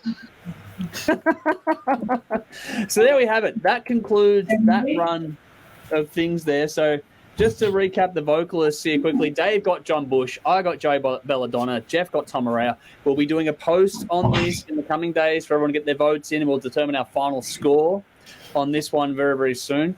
Can I make a suggestion to that? Yeah. All right. So let's imagine. Now, this is not sour grapes. I'm not saying, okay. Not at all. But imagine, do it like the sports teams. So when you finish last in any round, you get to pick first in the next. There we go. Yeah. That might have changed things a little bit. I know what the next round is, so that's all cool. Yeah. No, but I think that, because so random maybe to start, but then if you're behind, you get to go first. So that incentivizes the next, Yeah. Next Right, month. that's just putting it out there. Just putting it Hey, and it's all good. We can definitely do that. And then we could even introduce things like, I don't know how we could do it, but eventually you could do things like a pick swap at some stage as well to see how it could go down the line. We can expand on this one a fair bit, but just to make, but the idea that you've got there is actually a good way to do it. So yeah, if you're falling behind, or if you were the last pick last time around, then you can make it like they do things called a snake draft, where the person went last goes first at the second time around. So there's different ways to do it, but yeah, we can definitely convert start off random and then work out where the snake draft sits from there and move on from that point in time, which would be kind of cool actually. Lowest scoring person gets to go first, kind of thing, to get their pick. So yeah, that would make it interesting. I just gotta put that out there. It's good to be kind to the less fortunate.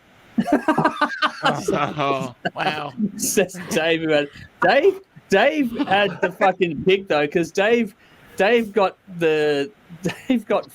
Friedman for the lead guitar, which everyone that was like an extremely popular vote.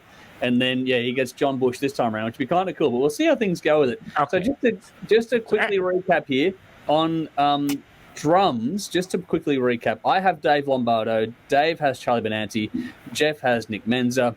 On bass, Dave had Newstead, I had Rob Trujillo, and Jeff had Cliff Burton.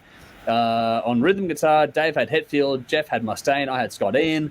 And then on lead guitar, Dave had Marty Friedman, Jeff had Dan Spitz, and then I had Glenn Drover. And then for vocalist, Dave has John Bush, I've got Joe Belladonna, and Jeff has Tom Araya. It's going to be really interesting to see how this goes voting-wise. Yeah, sympathy vote. Come on, guys. Give me some love out there. You got to feel sorry for me. They gypped me. Come on.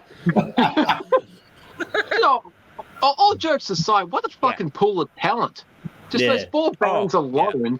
There was just a plenitude of fantastic musicianship, regardless of what instrument you like, Absolutely. or if you like vocals or guitars or bass drums. Fuck. It's such a good lineup. You can just throw them in a blender, and any version comes out. You're gonna Any have combination of those. That's right. Yeah. Yeah. And I will say that Kiko is just as good as Friedman. Yes, Kiko was another popular choice out there. Yeah, Well. I'm actually going to say, Kirk Hammett, more fucking wah. I love the wah pedal. It's funny, Kirk Strangulation of the cat. That's that. Hang on, but to be fair, Kirk actually got a few votes, believe it or not. So yeah, there we go. He did? I don't know why he's talking so much shit recently. He's fucking good. I think out of the first 3 albums, he was. Yeah. Yeah. Kirk Hammett's better than Dan Spitz, that's for fucking sure. Well, I had no choice but to take Dan Spitz. Come on. Jeff, you took Marty Friedman. Yeah, Yeah. Jeff, have you heard Portals, Kirk Hammett solo EP? Yeah, I think it's great. Yeah. Yeah, that's fantastic. Really Fantastic. good. Yeah. You know why it's good? Because it doesn't sound like Metallica. That's why it's so good. Yeah. Well, there we go. All right. Carl says Joe Belladonna sounded great on the last couple of Anthrax albums. Yeah. Rowan, we're keeping an eye on that, just so you know. Vinny says, keep it down. I'm trying to watch the cooking streams.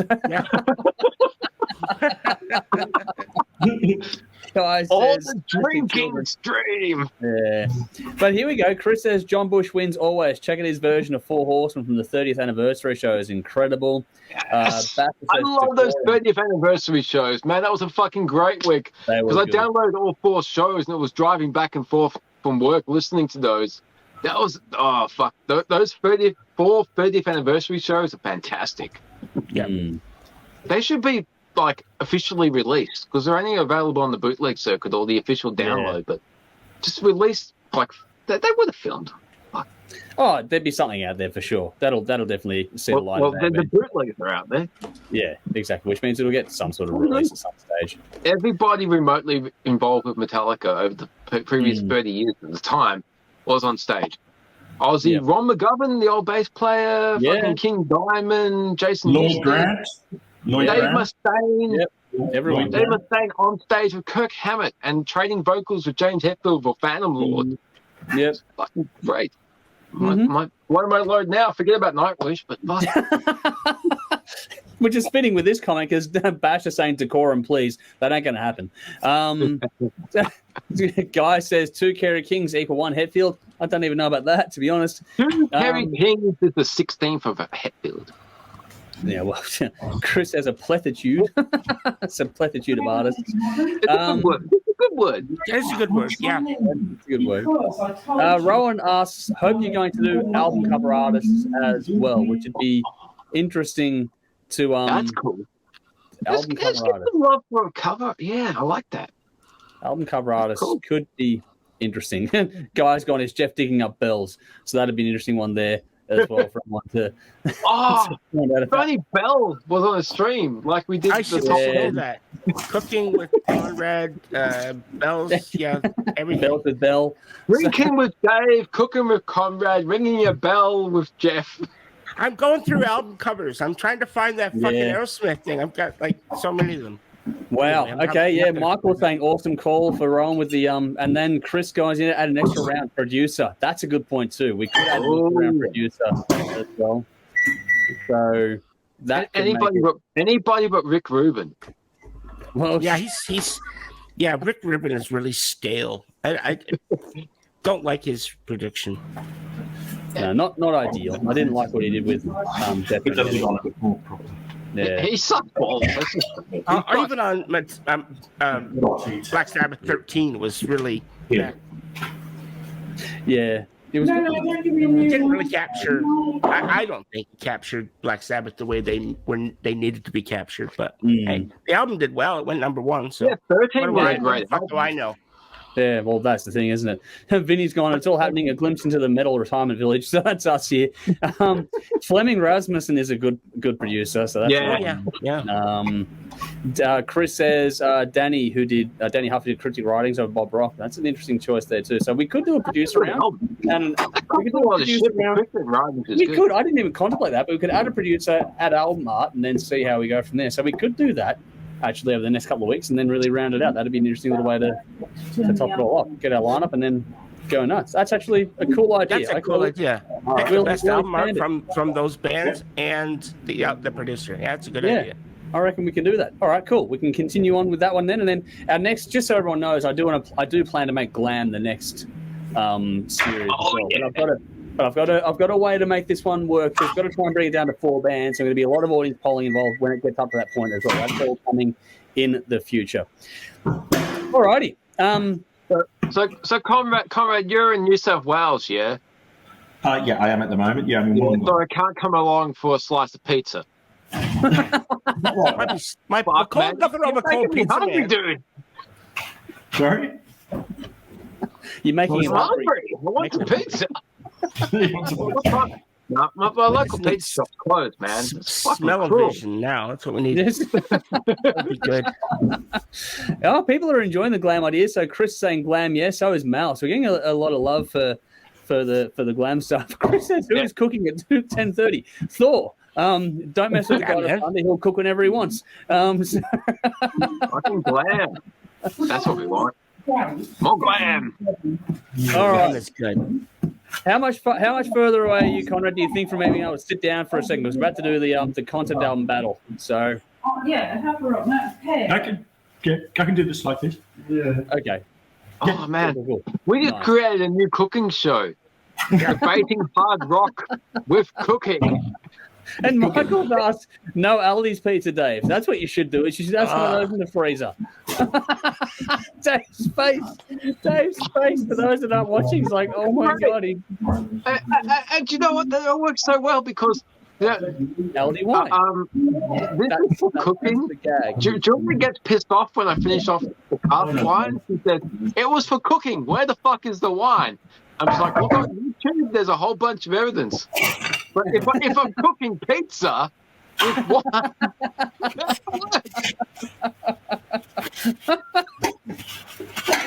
Looking for the excuses here. Chris says cooking pizza in the skulls of my enemies. And Vinny says quick and easy meals with Thor. So there we go. Alrighty, let's get to the climax of the episode as we go. oh, through things climax, that's a good word. It's one of Dave's favorites. Alrighty, so I love a good climax. Chris says I deglazed a fuck ton of onions, Dale. So there we go. Nice. Nice. Alrighty, so in the comments, we're going to put a couple of links in now. One for the Who, the other one for Nightwish. They're both in there now. So before that, the guy says instant dinner for the man in the cave. Well, yes, there we go. That's what we should have. But yeah, so the album battle this week is the first round of our concept album series. So King of the Riff concept album edition. The King of the Riff this week around is going to be the Who with Tommy versus Nightwish Imaginaerum or Imaginarium. I don't know how the fuck you pronounce that thing. It's just like whatever. Imaginarium. Yep. Imaginarium. Okay, cool. Sorry, before we get stuck into it, the spelling versus the pronunciation, fuck off. Okay. It was the Robin Williams. Yeah, they had to change the spelling because there's another movie called that, and they're releasing a complimentary movie along with the album. Yeah, they did. Yeah, I understand why, but it's just like, nah, fuck. That's all. Yeah. It's a pain. It's a pain in the ass. But yes, Imaginarium from Nightwish is going up against Tommy from The Who. That is our King of the Riff. Concept album, round 1 edition. Quickly here, Jolly's gone. Did Jeff find what he was looking for? Jeff, did you? No, it's probably in another fucking box somewhere. I knew where that one was, so I'm like going through everything I have. And the good news, I found all my Rush covers. That's cool. Yeah. That sucks. I'll find it.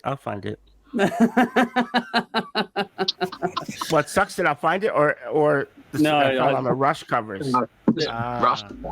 No, here we go, Dave. We're going to get to you in a second. Alrighty. So that's the premise. You know the deal by now, folks. If you're paying attention, one album goes through to the next round. One album is knocked out of the competition. Now, again, with all these things, we polled the audience to seed things to get a top 10 from the audience. So we ranked them by seed of popularity. So in the event of a tie, the highest seed will go through to the next round, just in case, because there are 4 of us. It could potentially be a tie. So in the event of a tie, there we go. There's more pizza porn for everyone at home. Dave's like struggling right now. Dave is seriously struggling. Well done, Thor. We're friends. No one gets between Dave and his pizza. All right, now, so we've got. So the deal is we polled the audience. We gathered the votes and got the top 10 concept albums from the audience polling point of view. And then from there, what we did is we top by popularity. And then after that point in time was said and done, we started breaking into brackets to go on. Like I said, the loser of this is knocked out. The winner goes on to the next round. And what happens is that this is not a contest at what is shit, what is not shit, all that kind of stuff. They're all great albums because they're all very popular and well-loved albums. It's a case of us going through what the audience go through and picking what we think are our top albums as we go through this process to keep things moving along. So, without any further ado, I know there are some audience comments coming through. I will get to those because people are already casting their vote in the comments. But before we get stuck into it, we'll get stuck into it. We're going to start with Jeff this time around. Jeff? Oh, wow. Which album wins for you in this one? Well, this was a tough one because obviously, I'm a fan of The Who, and I wouldn't say I'm a massive fan of The Who, but I certainly respect them and, have listened to them over the years.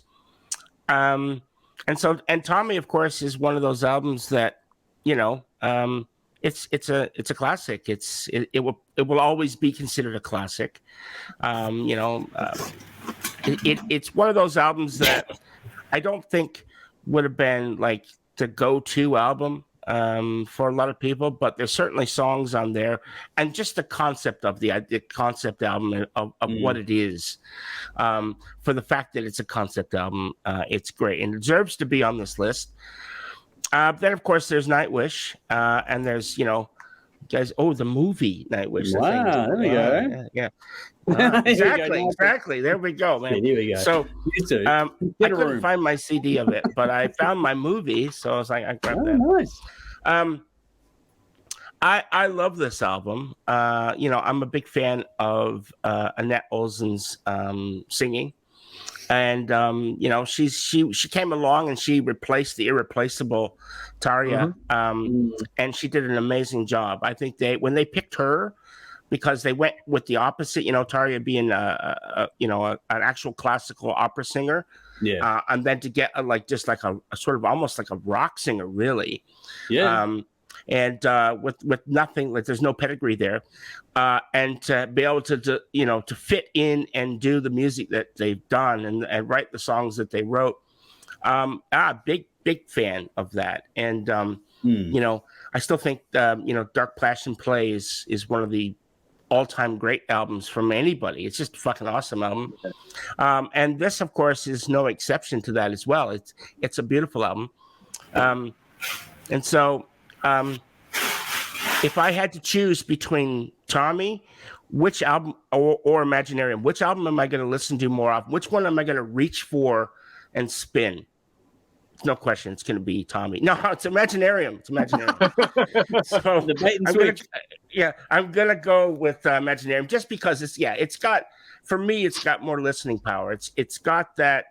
There's just something there, and Tommy's Tommy sort of demands your attention more. I think Tommy is one of those albums that if you're gonna listen to it and get into it, you sort of need to follow along and you got to pay attention. It's something you listen to with headphones and you just sort of, that sort of thing. It's not something you break out with your friends over beers. It's just not something you're going to do. No. Where Imaginarium, it certainly could, absolutely. Because even though it is what it is, as far as like concept albums, it's it doesn't individually. The songs all work by themselves. That's what's good about it, I think. So, my vote goes to Imaginarium. So if I had to choose, that's where it's going to be. All right, cool. That's one down. Dave, which way do you go? Okay. Duck and cover, people, because I'm going to bust a fucking nut. Okay. Now, what? For those who tune in regularly, we don't talk about the Who all that much, but I am actually a massive Who fan. I love this fucking band. I went through a huge Who phase in the early 2000s. But for those who do tune in regularly, they obviously know I love Nightwish. Now, at first, these two bands and albums might seem like an odd pairing, but it's actually an interesting contrast between the two decades and styles. There's a few similarities, but I made notes, and I made notes when I was sober, so this is going to be interesting. But it's actually kind of painful because obviously I'm going to go with Nightwish, and I truncated these notes into one page, believe it or not, because we've never reviewed Imaginarium. And for context, this album, Imaginarium, has given me goosebumps for the entire runtime. No band, no album has done that before. Not Guns N' Roses, nothing. Wow. I fucking adore this album. This could be my Desert Island album. But there is a lot of similarities between Tommy and Imaginarium. Both cover childhood and loss of innocence. There are some screwball moments in both. Like Tommy's holiday camp with Keith Moon, the Loon, and the demented Humpa Circus, demented nightmare in Scaretale. And Tommy does go into the abuse and neglect, whereas Imaginarium covers life struggles in general and internal conflict and reflection, and from a character's, from an aging composer's deathbed, looking back over his life. Both are significant works of art from their generation, genre, and in the band's career. Tommy put the Who back on the map. They were kind of struggling at the time. Imaginarium took Nightwish to an even higher place. Tommy is a more straightforward narrative with an obvious protagonist. Tommy. Imaginarium doesn't name the protagonist at all. It's an unnamed dying musician on his deathbed thinking back over his life, from childhood all the way through to old age, through the inevitable last ride of the day. If you're familiar with the album, you'll know that reference. Even death can be exciting if you're willing to experience everything that life has to offer. While it does take place inside the nameless character's mind and ventures into the fantasy realm, it covers decades in the person's life, which you can relate to whatever age you're in at your own personal life when you discover this album. Tommy also covers decades in the person's life.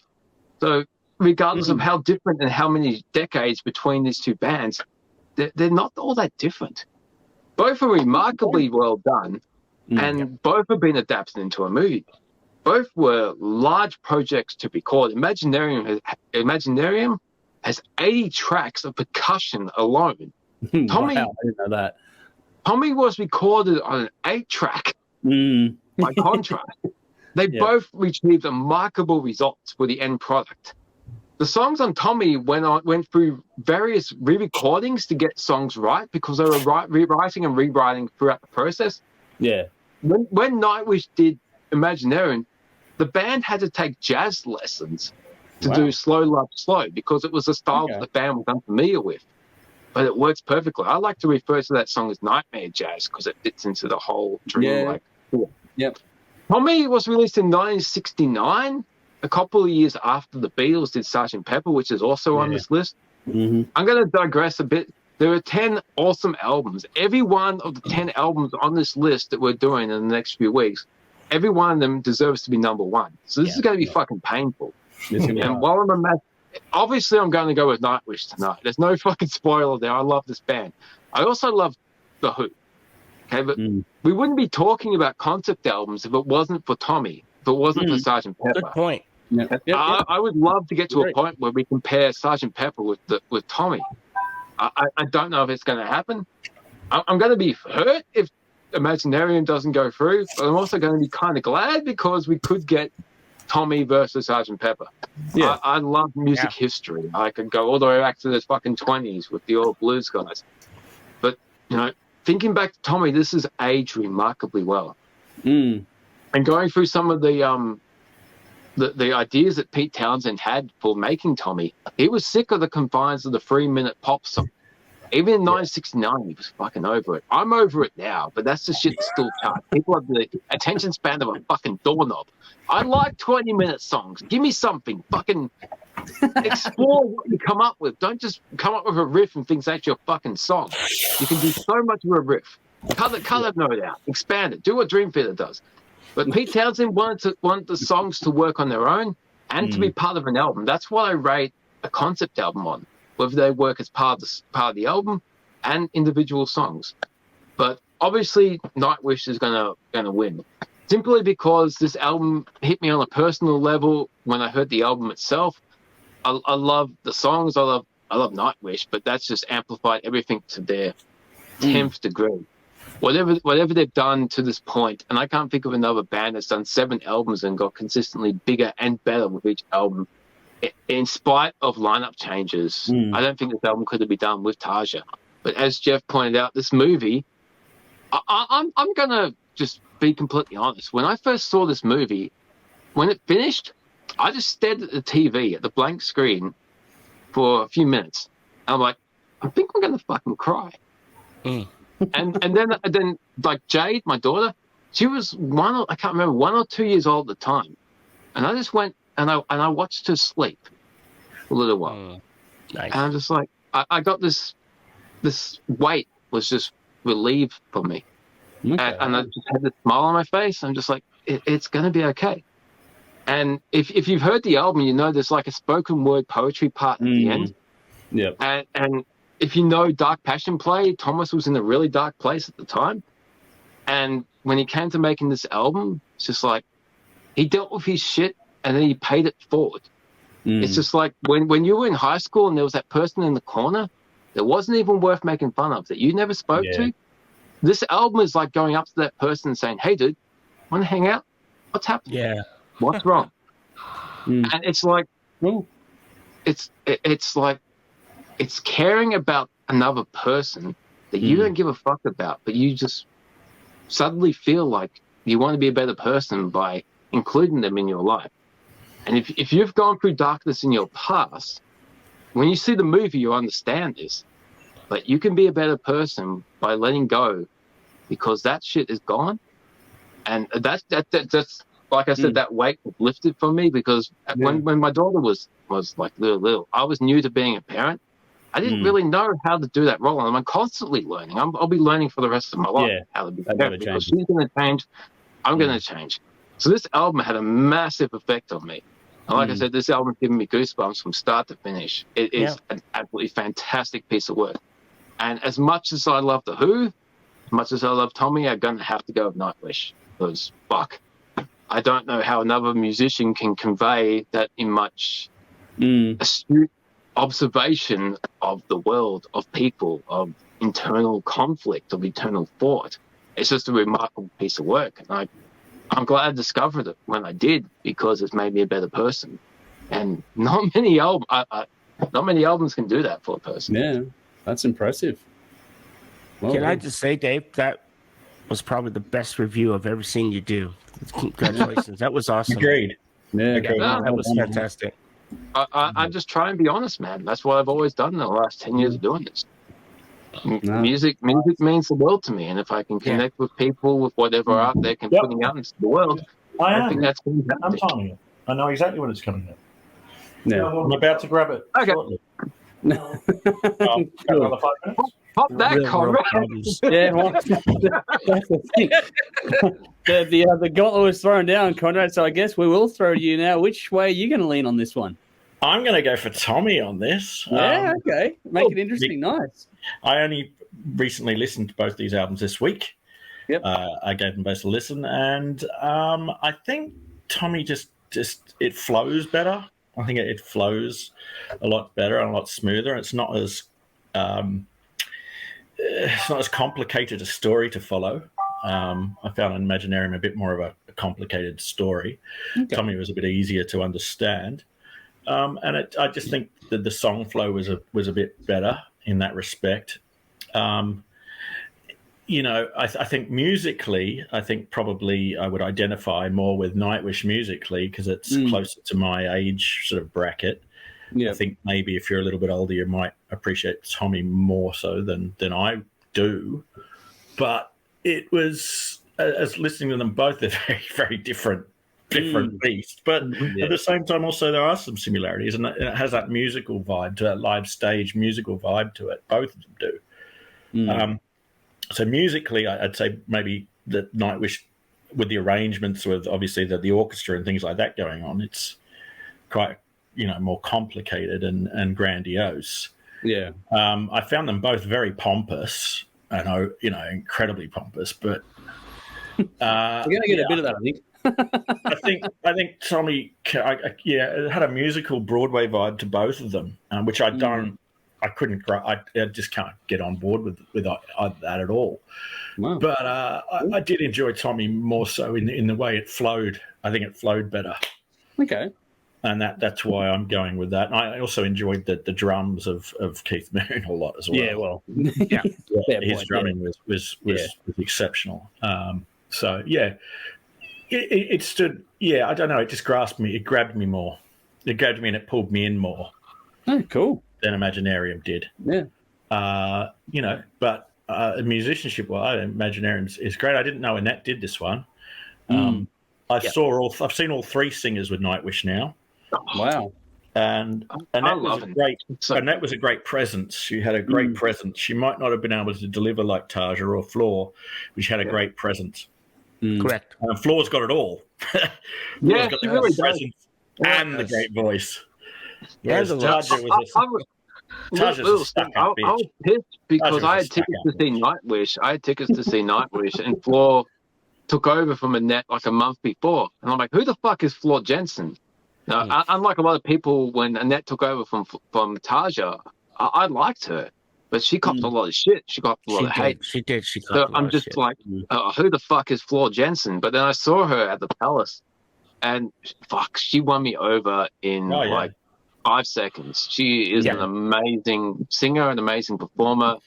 And like Conrad said, she is the best of both worlds. She has made Taja songs her own, and she can do Annette songs, but fuck, I can't think of another band that survived 2 front singer changes and gotten better and stronger throughout the whole. I'm just going to grab my pizza out the oven. I mean, Van Halen couldn't do it, so don't let it burn.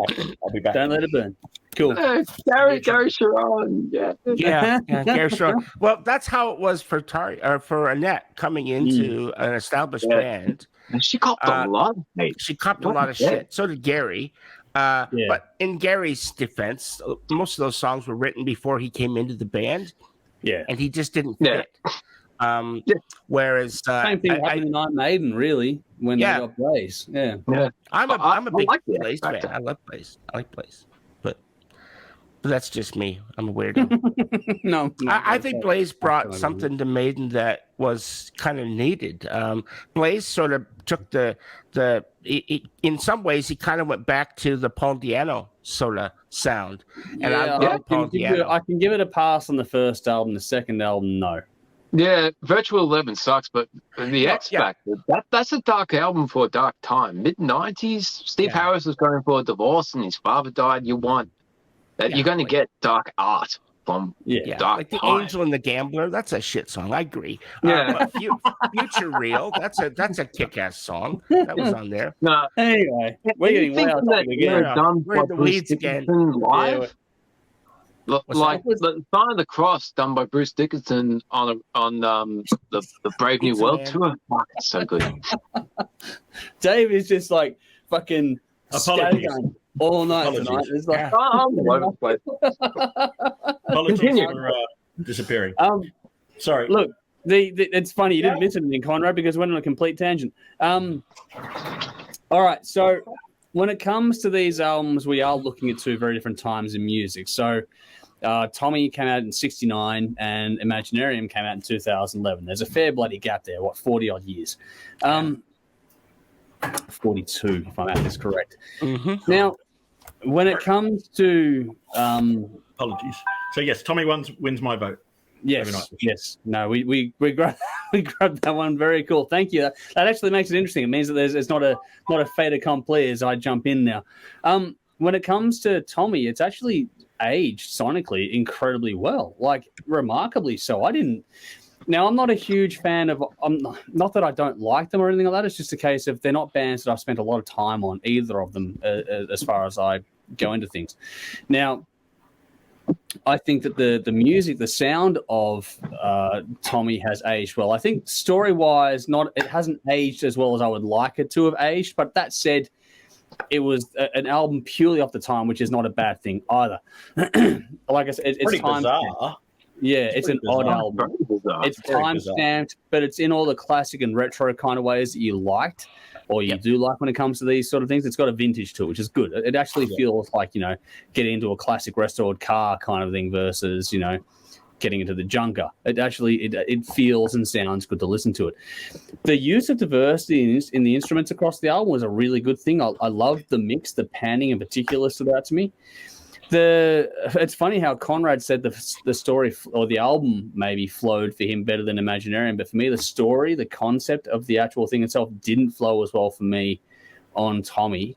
For me, listening to it took a few listens to get the context, and it's funny because when you dig deeper in trying to get your head around what they're going for here, you feel those missing chapters more when you know what the overall story was like fleshed out to be versus what you get in the album. For me, listening to it, it's an interesting one where it's like that whole Nine Inch Nails Closer video where the scene missing thing comes into play. It's like that's what this album feels like to me in a few respects. Not in an overall negative way, but it's a comment on the execution of it.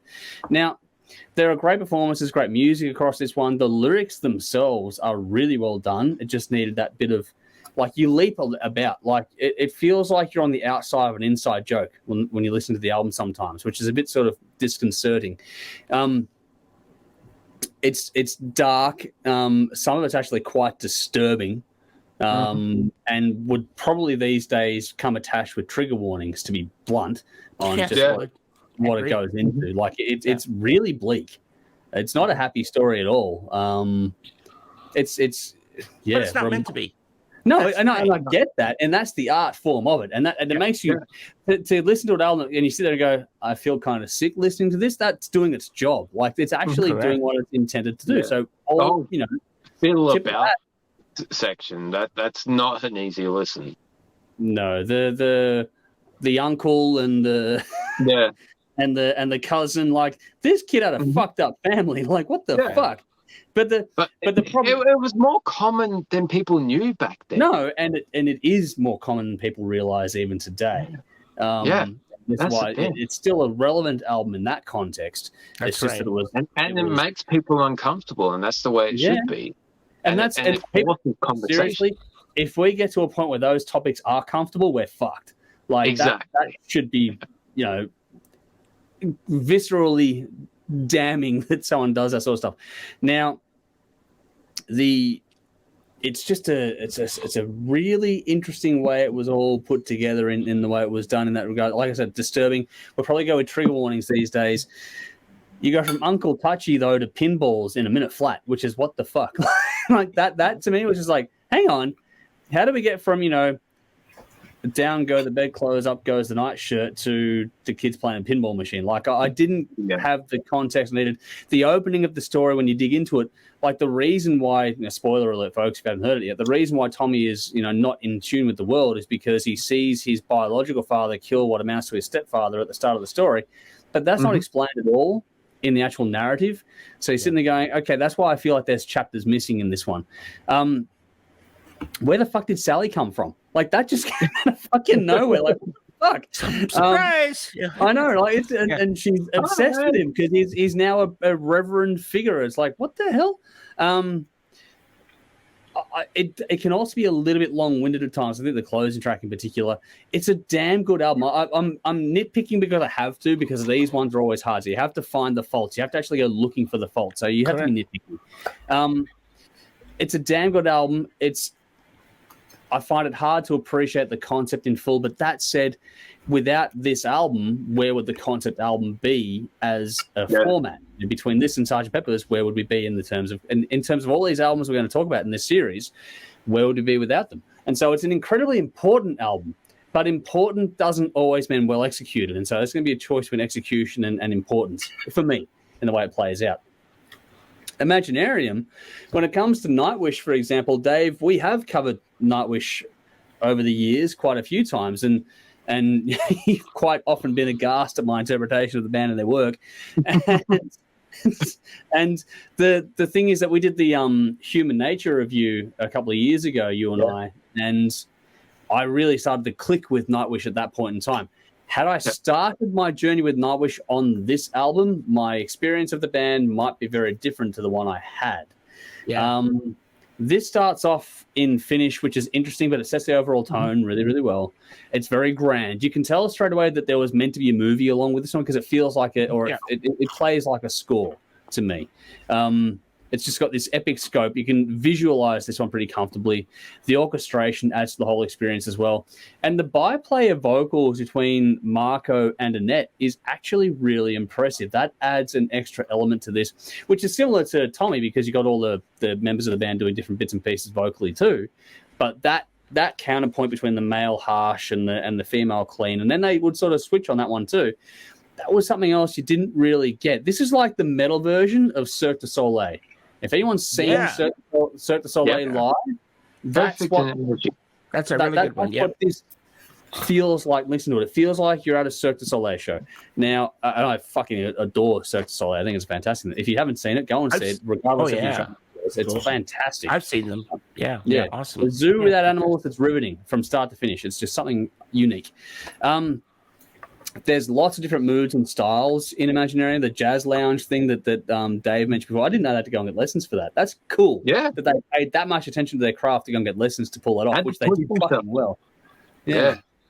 And it's a highlight of the movie too, because there's like I haven't seen the movie. So you should see it. Man, I'm going to link you up, and I want you to watch. I know you're busy, but you need to watch it because I know you, and I think you'll get it.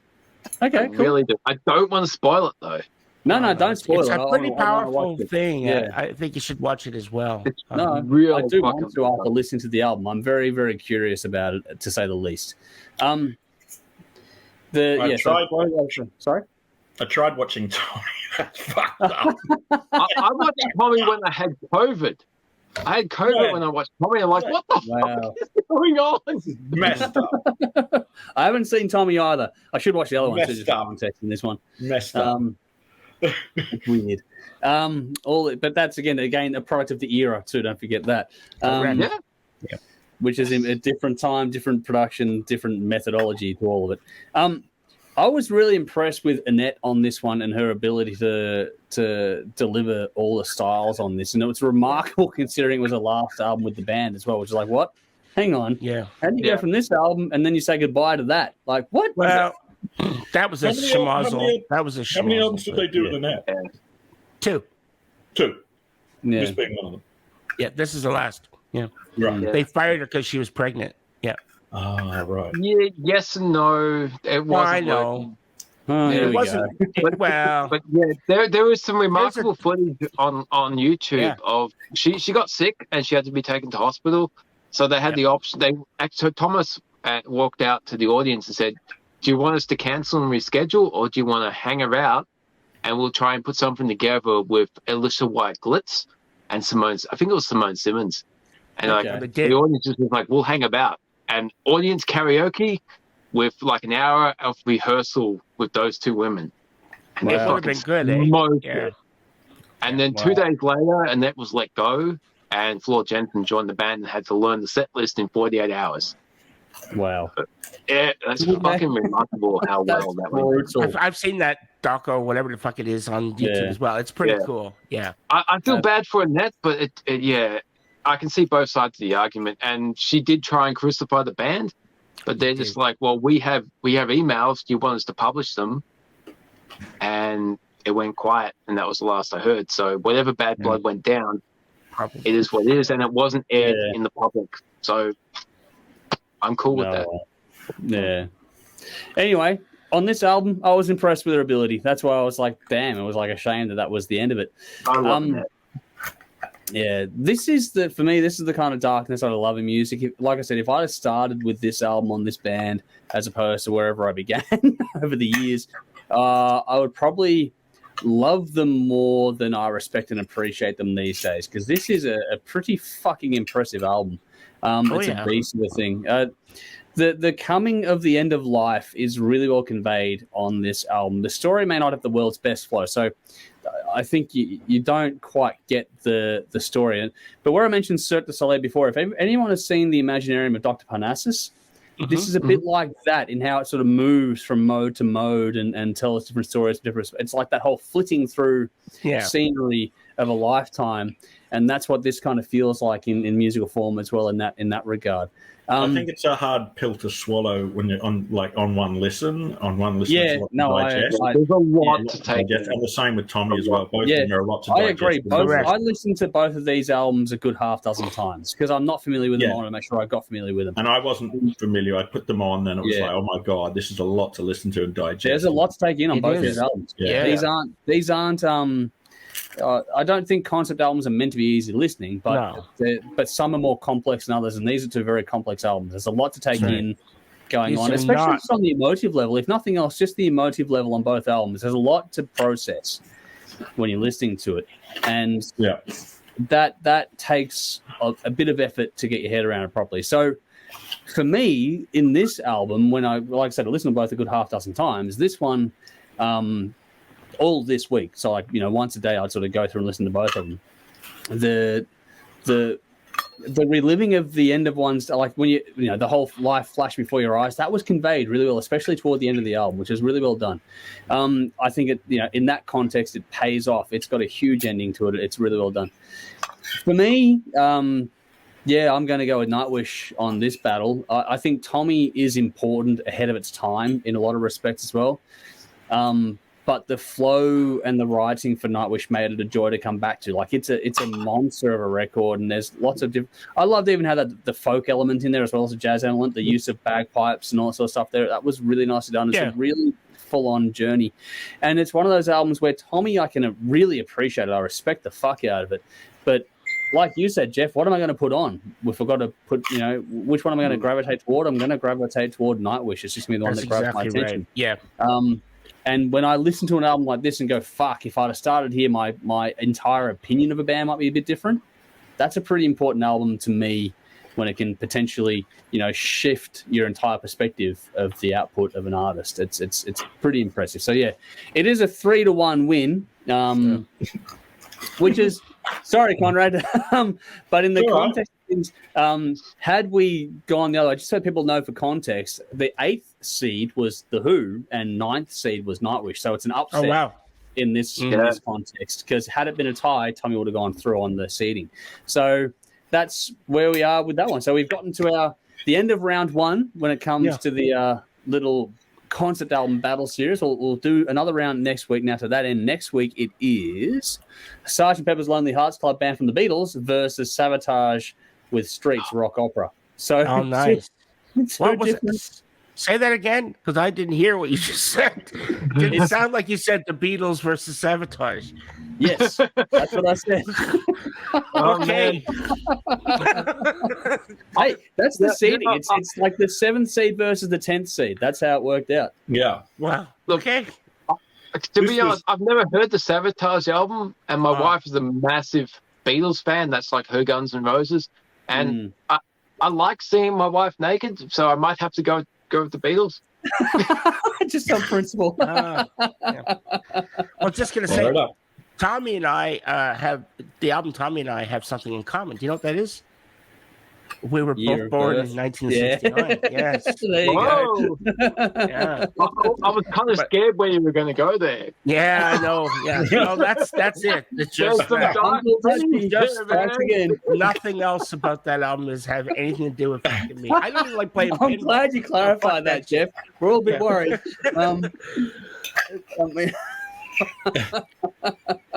Wow. Did you meet the Acid Queen? Yeah. I gotta say, the Acid Queen's got a fucking cool riff. Same with I'm Free.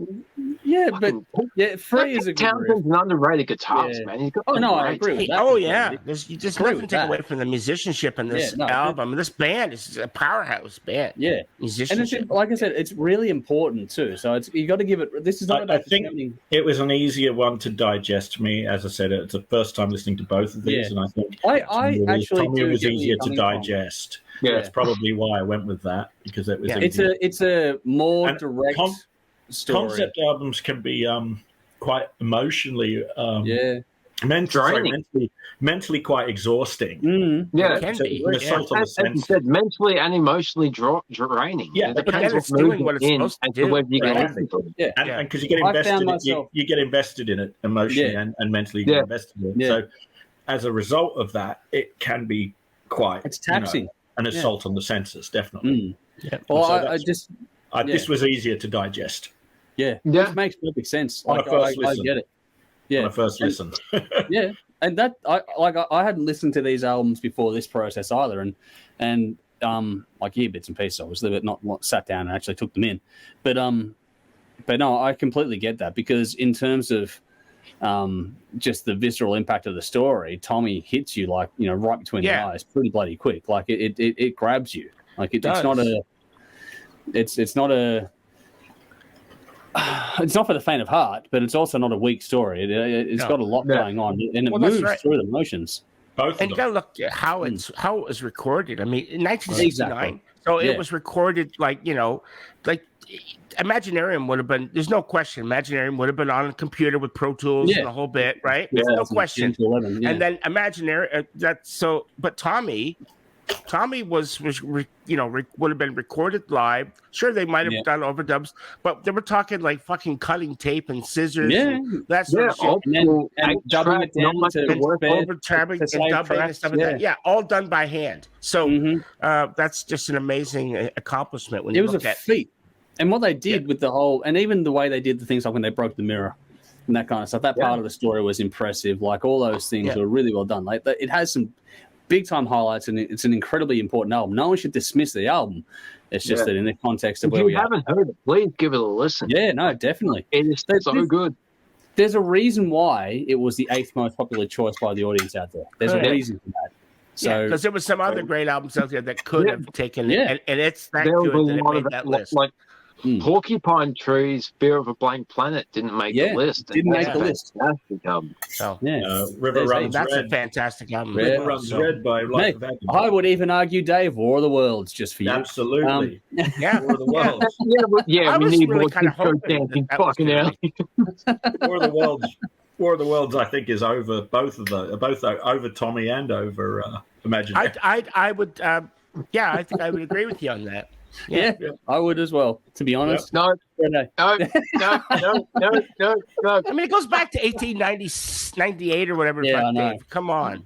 The as far as story's content fantastic. goes. I love the War of the World stories, but there's Oh, you no don't like point the in the story execution, where they right. fucking dance like John Travolta in Saturday Night Fever. No, Jesus Christ. but that's what it was. That's what the flavor Anyway, of the day we did was. this last week. Well, not last week, the week before. Like I said, it's like having a Nightmare on Elm Street musical with Freddie Raps. It's the The Dave, ring. producer of the fucking War of the We're World said he tilling- we're wanted to tilling make old it ground go now. to make it interesting. Just- War of the World shits on Imaginarium. End stream. no. Okay, and we're gonna roll the credits right out now. No, before we I'm do, not even threatened by that comment because I know it's not true. no, here we go. All right, let's get to some comments because we've got a lot of comments here to scroll through. Chris says Nightwish. Basher says Nightwish. Chris says pizza porn. Thor, zip up your pants while cooking. Oh wow. Just to scroll through here. Basher says I'm not hungry anymore after that comment. Chris says sounds like a Concrete Blonde lyric. Vinny says his pepperoni was poking through. Well, wow. I'm Get scrolling hot back through pepperoni. almost a half hour worth of comments Mild. here. Yeah. Guy says got to be the Who, hence Keith Moon, which is a good choice. Chris says chunk red. Dave's inventing a whole new dictionary. Rowan says been looking forward to this concept album battle for a long time. Definitely my jam. Both these albums were new to me. I really struggle with the Who album though. Long way from my taste. So there we go. Wow. Jeff said, Bash says, agree with Jeff. Dark Passion Play, one of the best albums. Slightly behind is Imaginarium and Endless Form's most beautiful. So there we go.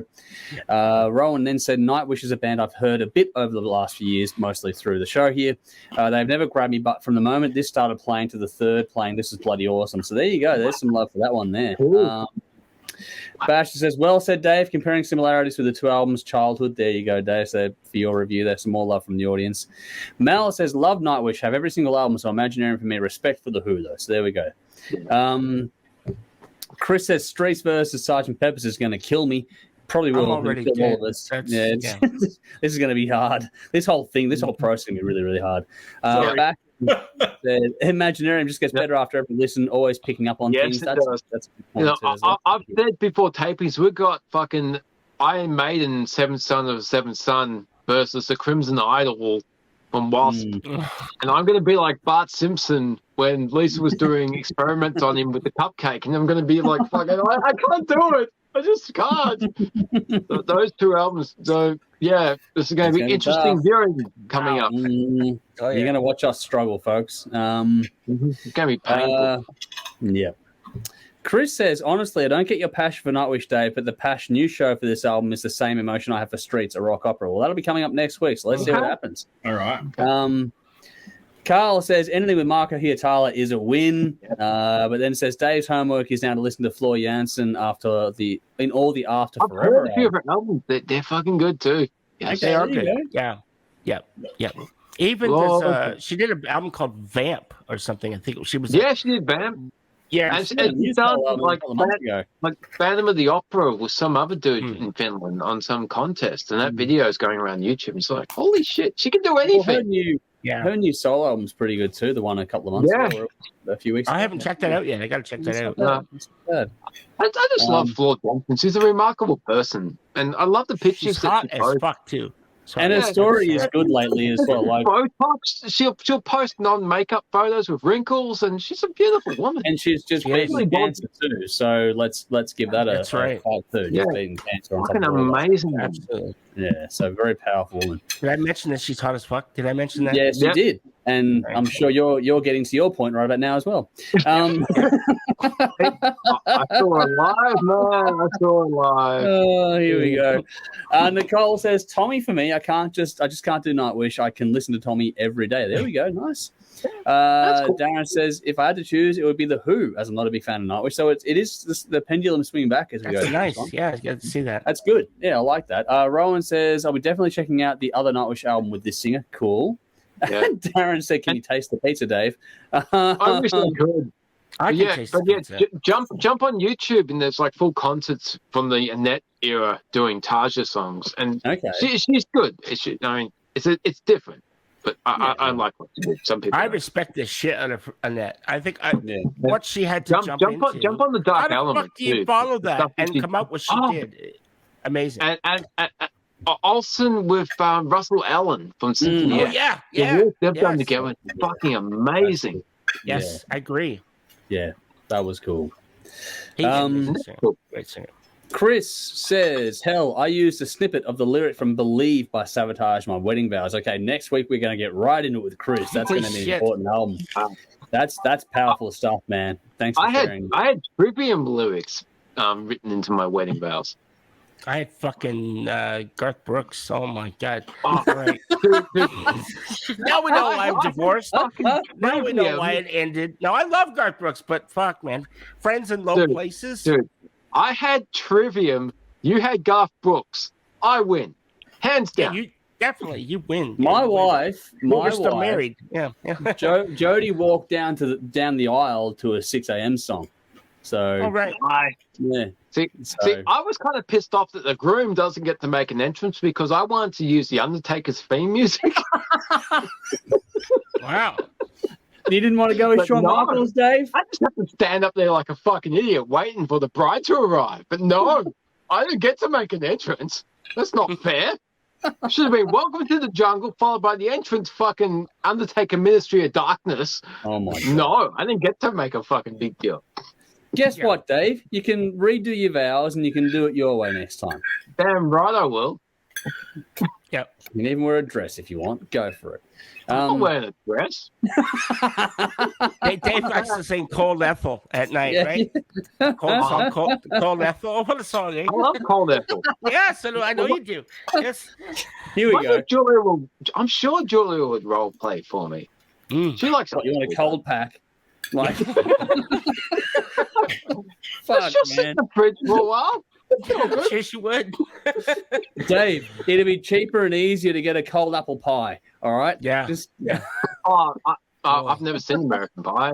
I'm not into that shit. Nah, Weird. no, you're not missing much. You're not missing a lot, no. But anyway, Basher says, if you like, I'm free in the context of this conversation. The album version is very good, but I prefer the movie version. So there we go for when it comes to the Tommy album. I haven't seen it, so I can't comment.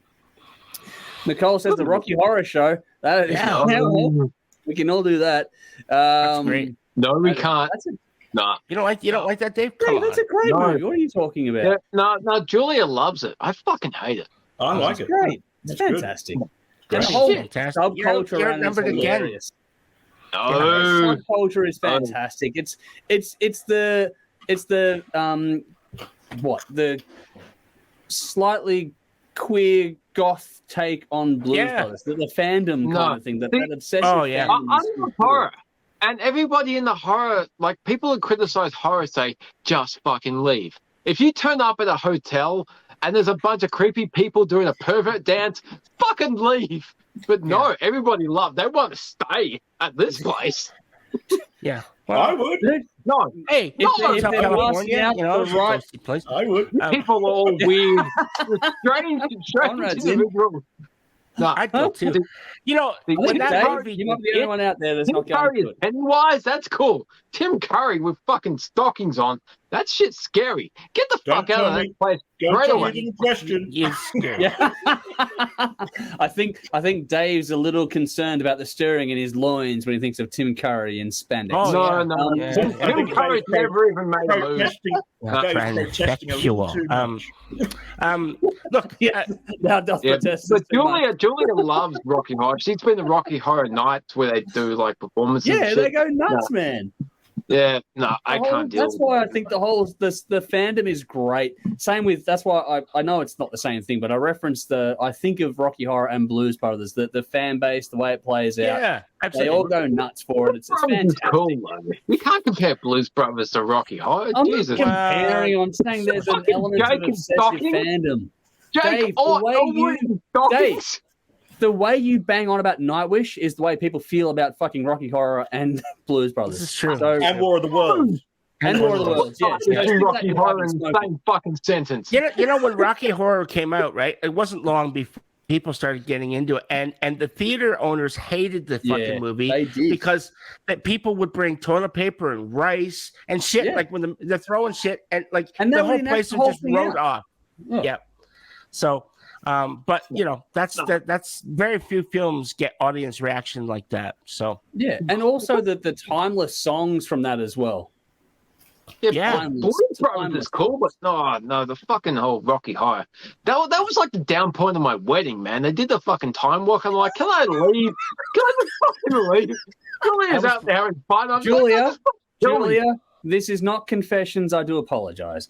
So they did the fucking nut bush, and my friend's out there doing the fucking nut bush. I'm like, I didn't know you could do this, dude. Me and the men are out there. Like, what the fuck is going on? An hour ago, you were boasting about how well you can rap. Shut up. Like, I can rap better than fucking Tim Curry can nut bush. Oh wow. Anyway, so just on that note, let's see what I'm hardcore, man. Fucking Eminem fears me. Anyway, Sally says Nightwish for sure, but Jolie says The Who. So there we go. And Michael says The Who as well. That's good. Got some love. I'll tell you what, it's going to be close. It's a tight audience vote.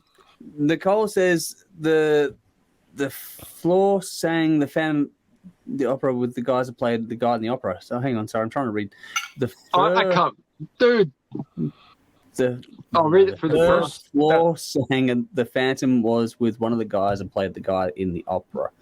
Guy, not for fucking autocorrect. Okay, there's the follow up. Okay, so the guy Floor sang the Phantom with was one of the guys that played the guy in the opera. So there you go. Yeah. That helps when I scroll down. That makes sense. Yeah. Yeah, that makes sense. Fucking hell. Here we go. It's late. Carl says Marco was the best Nightwish singer. Well, actually, his solo album is pretty fucking good. It really is. Fucking Marco's great. Here we go. Chris says, Dave, do you take this woman as your lawfully wedded wife? Dave, tears rain down from the sky.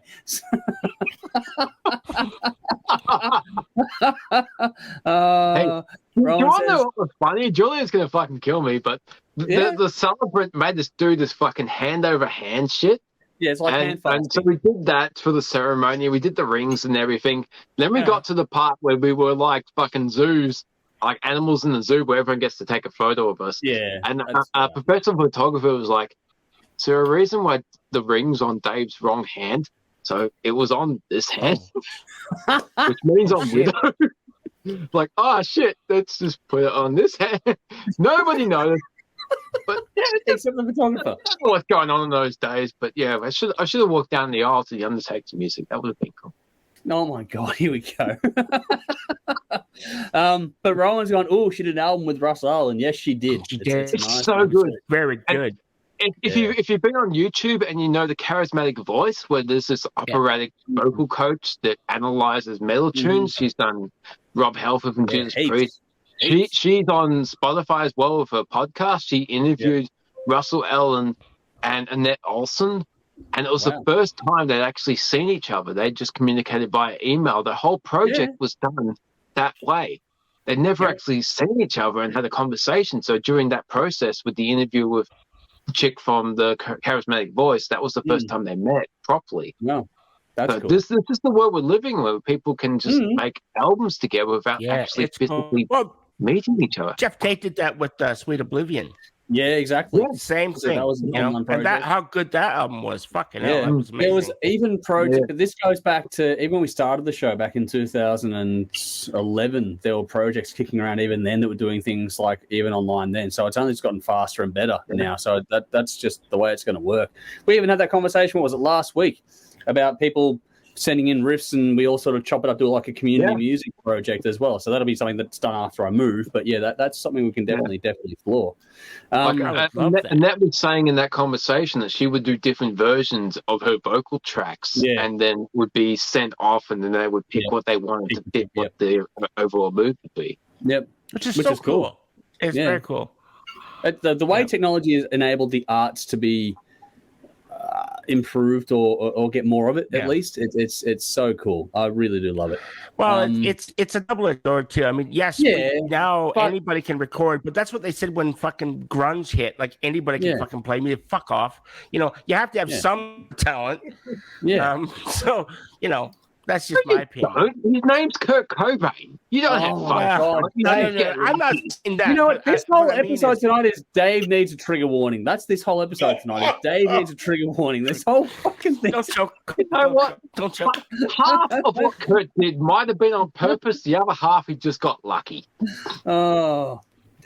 Look, dude. Yes, there's an element of luck, but you can also make your own luck. I don't think that any of them were untalented. I think that's a bit harsh. No. But I think there was a movement at that time. Yeah, there was, and you don't need to practice or play. You can just pick up an instrument, string and it didn't work. And, it was called new metal. Right. Well, that's why grunge is dead. Really. It's called new metal. Fucking hated it. Well played, Conrad. That's it. I do like some new metal stuff. No, but I think also at the same time, in the same conversation we're talking about now is what's going to happen now with AI and ChatGPT. The same conversations happen cyclically over and over again. It still takes talent and to connect with the audience to cut through. I don't care about anything else. You have to connect, and that is a human thing and will always be a human thing. And that takes substance and talent no matter what. It does. Mic drop onto the comments. Nicola says, my wedding gift to me from my husband was Metallica Monopoly. Well done. Well done. Nice. I want to play Monopoly for Metallica. Can I meet your husband? Oh my God! You go to Queensland, Dave. Might be worth the trip. Yeah, well, I'll be up there. Vinny says, if I get married, I want it over quickly. The Ultimate Warrior's entrance music. So yeah. What about the Bushwhackers? That'd be cool. Oh my God. The Bushwhackers, yeah. They're from New Zealand, weren't they? Supposed to be. Oh. Supposed to be from No, you New want it Zealand. over quick? Just go to Goldberg's music. No, it's fucking Ravishing Rack Rude. That's the shit. Rack Rude, Rick Rude. Rack. Have another drink, Dave. Ravishing Rack Rude. Okay, Dave, have another drink. Like, what the fuck are we doing here? Yeah, we started off having one glass of Aldi wine. That's escalated. What's the percentage on that shit? I don't know. But the fucking Germans are great, aren't they? Yeah, they do a good job. Yeah. They're good at their booze. Oktoberfest, hey, what can I say? Here we go. I could get some more. I could go get some more, but I'm wearing moccasins, and it's really hard to creep through the house and not wake the wife when you're wearing moccasins. She's like, you're in fur-lined wool thing, and you can't sneak. But they flop around. Show us your feet, it's like Kirk fucking Courtney Love. You're going to have a slap. Dave, I think your footwear isn't the only thing flopping around tonight. You're bouncing off the walls. Yeah, I know. Yeah. Bouncing off the So would corridor. Kirk. And speaking of, Chris says, I see Dave shiver in anticipation. Yeah. Nicole says, seeing Tim Curry live in Gartus was the best night of my life. There we go, Dave. We're getting some more love for Tim Curry here. And Guy says, this is getting out of hand, folks. It gets out of hand every week. Yeah. Welcome to the... Yep. Vinny, Dave's playing mean pinball when Tim Curry walks out. Deaf Dylan Wine Kid sure plays a mean transvestite. So he's going, don't get strung out, Dave. Darren says, Dave, you're a strange wired unit. Stockings make you uncomfortable. Me thinks you protest too much. So there we go. Exactly. It's coming out of the audience now too. Good job. Good job. Stockings on a woman, I'm perfectly fine with. There's no problem at all there. This is why he's not showing us his feet at the moment. There's a reason. Yes. Good point, Jeff. Good point. That's how how it goes. Says Richard O'Brien is a living legend. What the he just killed him. He just collapsed. On live TV. You gotta love it. Oh, Dave, Okay. you know I'm clipping that. You know I'm clipping that. You know I'm using that. That is going to be like in perpetuity. That's done now. Like, Oh my goodness. Sorry, Dave. I got that on. Show your feet. Bang. The chair has wheels. Not anymore. It don't. It does. I can still check this shit. It was the chair's fault, I'm sure. All right. Yes, that's Dave. A bad Blame the trade chair. blamed his tools. That's it. Exactly what I was going to say. Okay. Took the words out of my mouth. Okay. I'm going to share a story. On Fridays, when I get to, I leave work. I leave for work before the family wakes up. At some point during the day, Julia texts me and says, "I'm having a cup of tea. I'm having a deep breath. And I'm checking out all the comments on last night's stream." Uh-oh. I don't know if I'm going to be disappointed or not. I think tomorrow I'm going to have a lot of explaining to do. I think so, Well, Dave. you might. Dave's not here next week. Like I You'll said- know why. She loves Rocky Horror, so there's going to be a conversation for sure.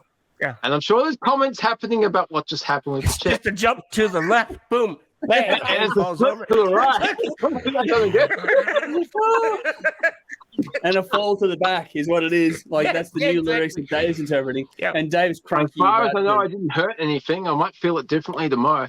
You'll definitely might. feel it differently tomorrow. You made That a was even noise cool when about you hit the ground. drinking. That was like a solid whack. You're gonna feel that one. Yeah. Oh, Oh, I'm here we fucking go. hungry I now, thought you man. Guns N' Roses thing. You were gonna grab it and rip the whole fucking thing. Yeah, Guns N' Roses ain't gonna save you, Dave. So Guns N' Roses will save me from anything. this is like Dave having an error 404 message tonight. Yeah. So Just to let you know, I just got an alert on my laptop saying that my battery's about to die. oh bugger. Okay. Oh, And no. Hey, And my- dude, my- plug it into the wall. I can't Yeah. because the charger's Electricity. in my mother's room and she's in Ah, bed. bugger. Sneak in. I snuck Oh. in my parents' fucking I'm room not to sneak sneaking in my cigarettes. mother's room, Dave. No, Dave. that day. Dave. You might go in on something you don't want to see. Yeah. Yeah. Man, I was a teenager. There was a That's what very, happened, very mate. strong chance I might I have been don't doing think stuff. do something that's that stupid, but I'm not about to. Oh wow. And you've got to be quick, dude. Yeah, be quick or be dead. I will be dead. Yes. So It's is just that a you jump wanted to to the sign off? left. You just warning us in advance it cuts out. Exactly. Okay. Okay. If it All right. goes, then I apologise. No, that's all good. I'm going to quickly go through some comments here. Nicole was saying before that Richard O'Brien is a living legend. So there we go. For that one. Absolutely. Michael said, time to wheel Dave out onto the porch and mash his bananas. I think Dave's pretty fucking mashed already. Jolly says it's just a jump to the left and a step to the right. Dave. Yeah, it's a lot more than that going on. Basta says, love Rocky Horror Show album and Blues Brothers movies. I do feel for you, Dave. Time warp on your wedding appears you might need some therapy. He's going to need more than that at the moment. I was more concerned about my friend doing the nut bush. Like, dude, I thought I knew you. What the fuck? Yeah. Bit much, but hey. Chris says, well, Dave, you and I are already in discussion of doing a Vanilla Ice tribute album together. So Oh, yeah. Baby. Yeah, that's the shit right there. oh, my God. Vinny says, although Dave's yelling at people to his left and screaming at the rest of the right. Oh, man. Oh, fuck. Chris says it was amazing. We played Time Warp in my little old cover band in Bega a few weeks ago, and it went off. 18-year-olds and 7-year-olds loving it. It is a timeless song. It's a timeless song. Nicole says she trained hubby well. Yes, you did to get that Monopoly set. That's nice. But Guy has asked, the house that Jack built, is that in the Metallica Monopoly? That's a good question, actually. It should be. The house that Jack built should be in there.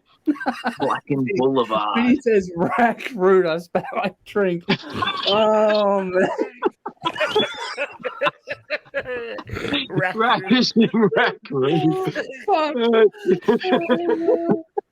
Oh, I'm losing my shit here You today. can't write this shit, people. You cannot write this shit. It's fucked. Nicole's going, Dave, reminding me of why I don't drink. Yeah, that's why we all drink. You're missing out, man. You're missing out. Joel is going, Elders is closed. Yeah, Dave drank him out of business. Do I have time for another? I had to wet myself laughing so hard.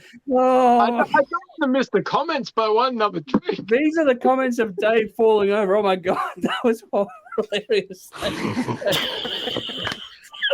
If you don't make a clip, a snippet of that, oh my God, you've got to. Oh, I'm going to clip that. That is going to be That's got to be a YouTube immortalized. short.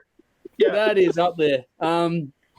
Yeah, Chris has it right. Dave's not here, man. Dave left a long time ago. Basher says, I missed it. Waiting for the replay, please. Yeah, it's coming.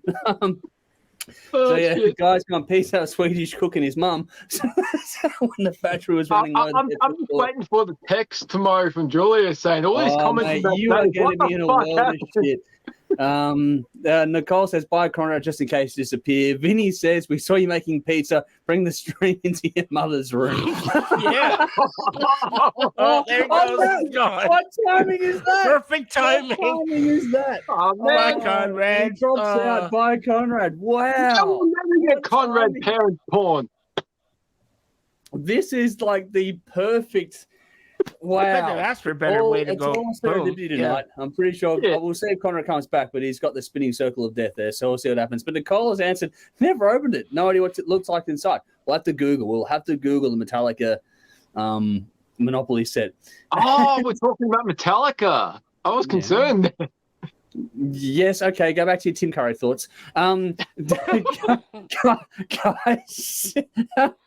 oh, yeah, there's your nut bush, Dave. Oh my God, my dog is gonna.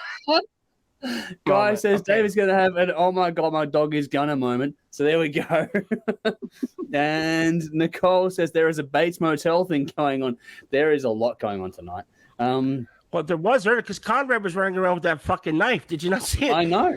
He was cutting the pizza with this fucking knife from like fucking Michael Myers or something. Oh, wow. And Chris says, now we'll never get that Conrad parents porn. That has to be the sentence you never, ever thought would be uttered on the show.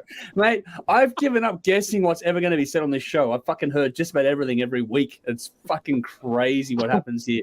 Dave, in particular, is a good one for that. Knowing that Conrad's English and having seen Family Guy, Oh, you know, God. with gotta that base it clip on that. where it's just like, almost.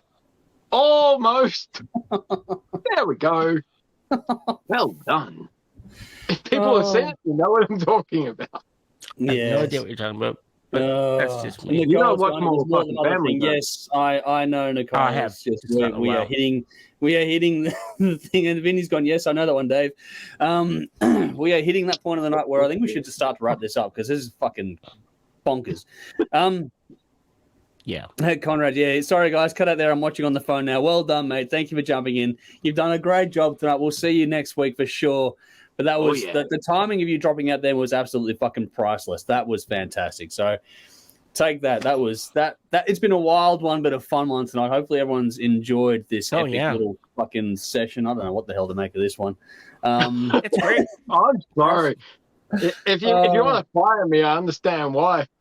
I'll never fire you, Dave. Nicole says, proud to say I've never watched Family Guy, so there we go. And Chris says, okay, guys, I'm going to get my beauty sleep recording vocals tomorrow by Stupid Rock cover of Livin' La Vida Loca. Wow. Dude, that's, you know what? I'd love to hear Good that. luck. That's Seriously, awesome. good luck. I hope it goes well. It is getting late. We are going to wrap this up. And Guy says, best cooking stream ever. This has been fucking wild tonight. So hopefully you all enjoyed it. Before we get out of here, let's quickly do a bin and I'll do the usual wrap up after that. So Dave, I fucking shudder to ask, but Dave, what are you putting in the bin? You know what? The reserve bank deserves to be in there. That's all. Cool. Oh, you're But, going to put him in. All right. What I was planning all along is people complaining about Kirk Hammett's use of the wah pedal. I'm seeing it all through comments throughout Facebook on guitars and like music sites. The wah pedal is fucking awesome. If it's good enough for Jimi Hendrix, it's good enough for anyone. Jerry Cantrell uses it a lot too. I don't see people bitching about him. Kirk Hammett, my only personal gripe about it is he doesn't use it enough. He puts it on about halfway through a solo. It should be on from the very start. The wah pedal's fucking awesome. I guess it's too hard for some people to use both hands while playing and a foot at the same time. But no, we make jokes about fucking drummers and they use all four appendages. But no, we're going to make fucking crap about Kirk Hammett because he likes a wah pedal. It's fucking cool. More wah pedal, more flanger, because they're fucking cool too. And more reverb because the 80s was fucking awesome. As long as it heightens what the musicians is doing, not like Kurt Cobain where he stepped on a fucking flanger pedal because I'm just going to play a few notes and put a fucking flanger on it and I'm cool.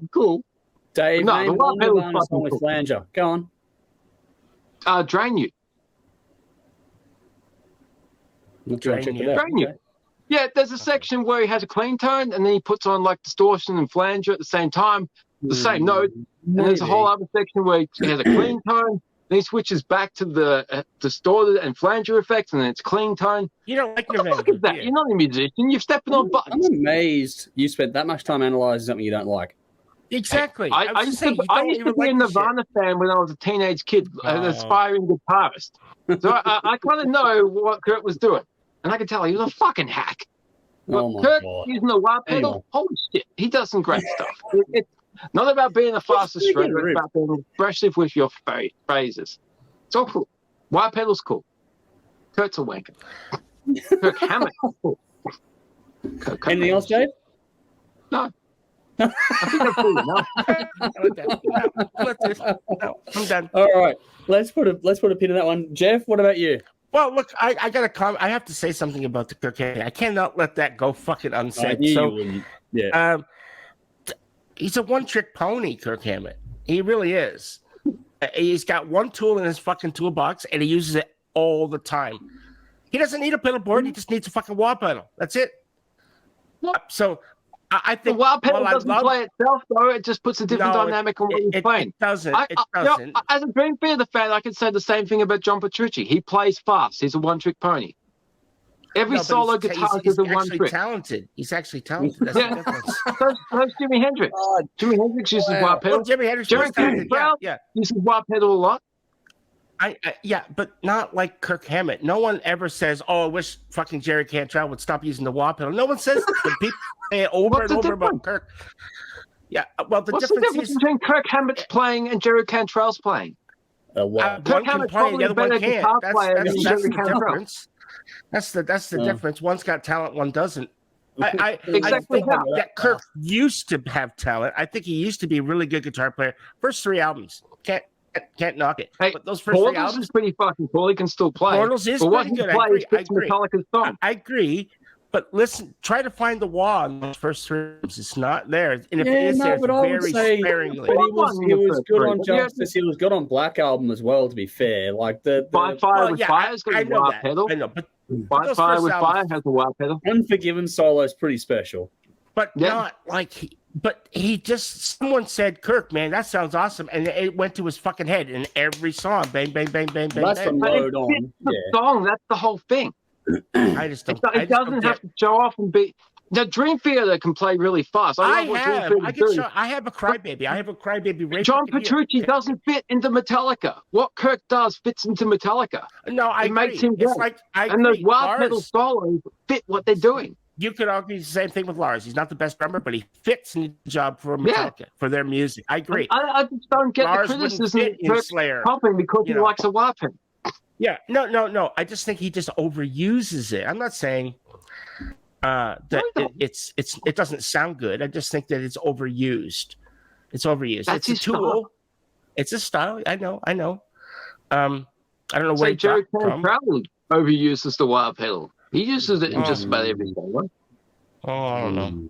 Maybe apples to oranges. Anyway, my bin. Tucker Carlson in the bin. I'm done. Yeah. Okay. Yep. Fair enough too. That dickhead. Yeah. That text message that came in. What the fuck? Yeah. Where he was talking about the Antifa kid. Yeah. Like what the fuck? The one where he's saying, I wish he was dead. I wish they'd kill him and all that stuff. Is that the one you're talking about? White people don't fight like that. Like what the? That's fuck right. Yeah. Yeah. Wow. What a closet racist he is. Yeah. And the date? Did you say the date of that text? January 7. What was? Oh wow! So the next day. Yeah, the next day. Yeah. Like, wow. No, look, the guy's just a wanker. And it's coming out now. He's getting sued. Fox is getting sued. They should have let go of him. That's why Rupert Murdoch got rid of him, because he knew there was a shitstorm coming. And, but the other one's going to get him in the end anyway. Doesn't matter. The other one's going to get him. Oh yeah. Look, I think I can actually foresee Fox. They might not weather this. It's quite possible. They may not survive it. It's quite possible. Yeah. I mean, but hey, you reap what you sow. Fuck them. That's it. That's exactly right. You reap what you sow. I don't know what you guys are talking about, but it would all be resolved if they had more wah pedal. Wah, wah, wah, wah. Dave, Dave, it can all be resolved if they all wear stockings. Yeah. Fucked up. That like the you remember Peanuts the cartoon, like the wah wah wah wah wah. That's what he just heard. Wah wah wah wah. What's this wah wah wah wah wah? The wah doesn't work. Wow, you pulled that one out of nowhere. More flanger. Yeah. Fuck. Anyway. All right, I'm I'm gonna do my bit, and then we're gonna get out of here. Yeah.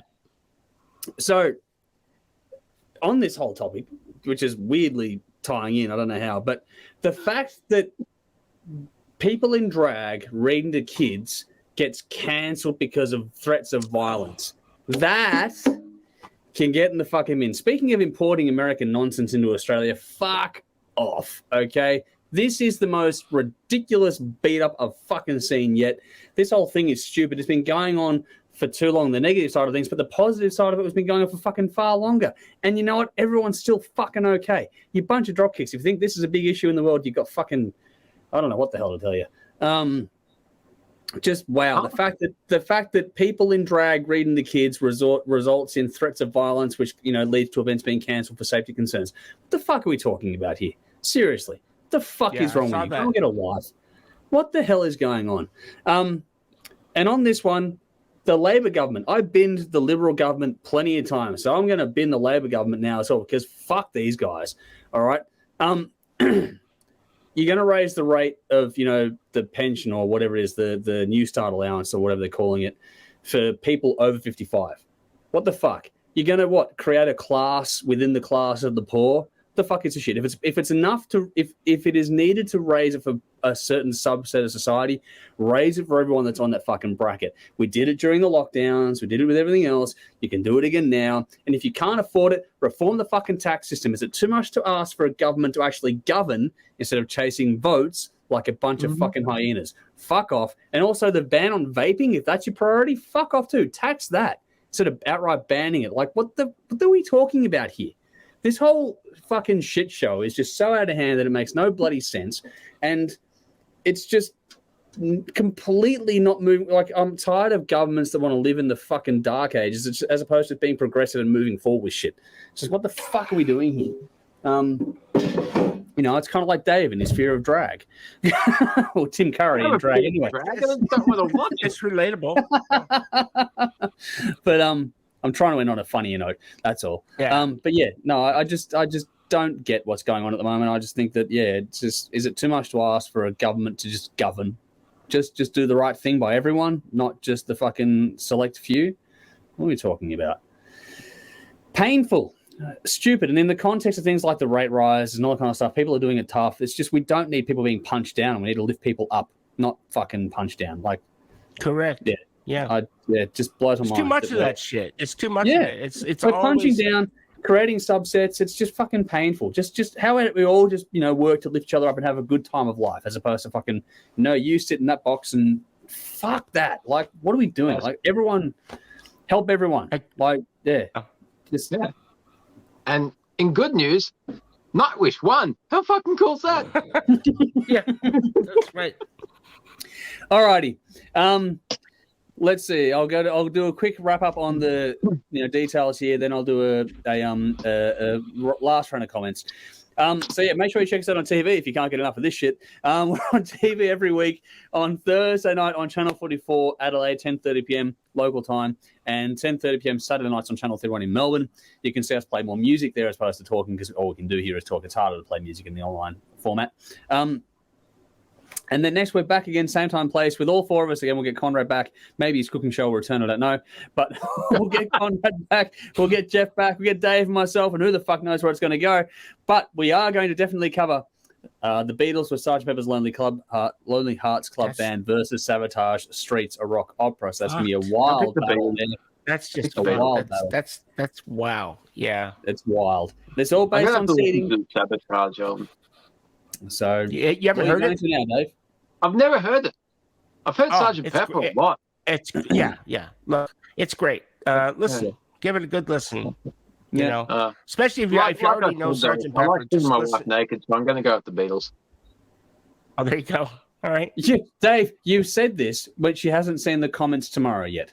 So That's true. Yeah. good So luck. there's going to be a lot. There's You going may to be a not be lot of back groveling. next week. You may not be back next I week. think Dave's going to be That's spending the it. week You're done. groveling. I'm going to be groveling. Yep. Yeah.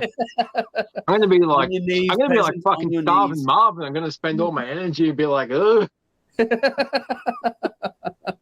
Another South Park reference for those who haven't seen Oh, it. wow. Oh, well. All right, let's get some I comments. hope she doesn't kill you. Hope she doesn't kill you. Oh, well, so do I, because I like having him around. It's entertaining for us. Yeah, But if the last thing we got was Dave falling out of a chair, well, then I guess it was entertaining. Hey,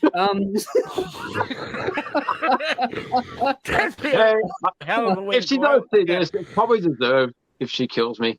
I remember the can't last wait time we to- spoke about Rocky Horror that went to TV, and she saw that. I'm just like, Oh. fuck, I'm glad I didn't sleep Oh, on the couch no. last night. Shit. Anyway, we do have comments here. Let's see what we got here.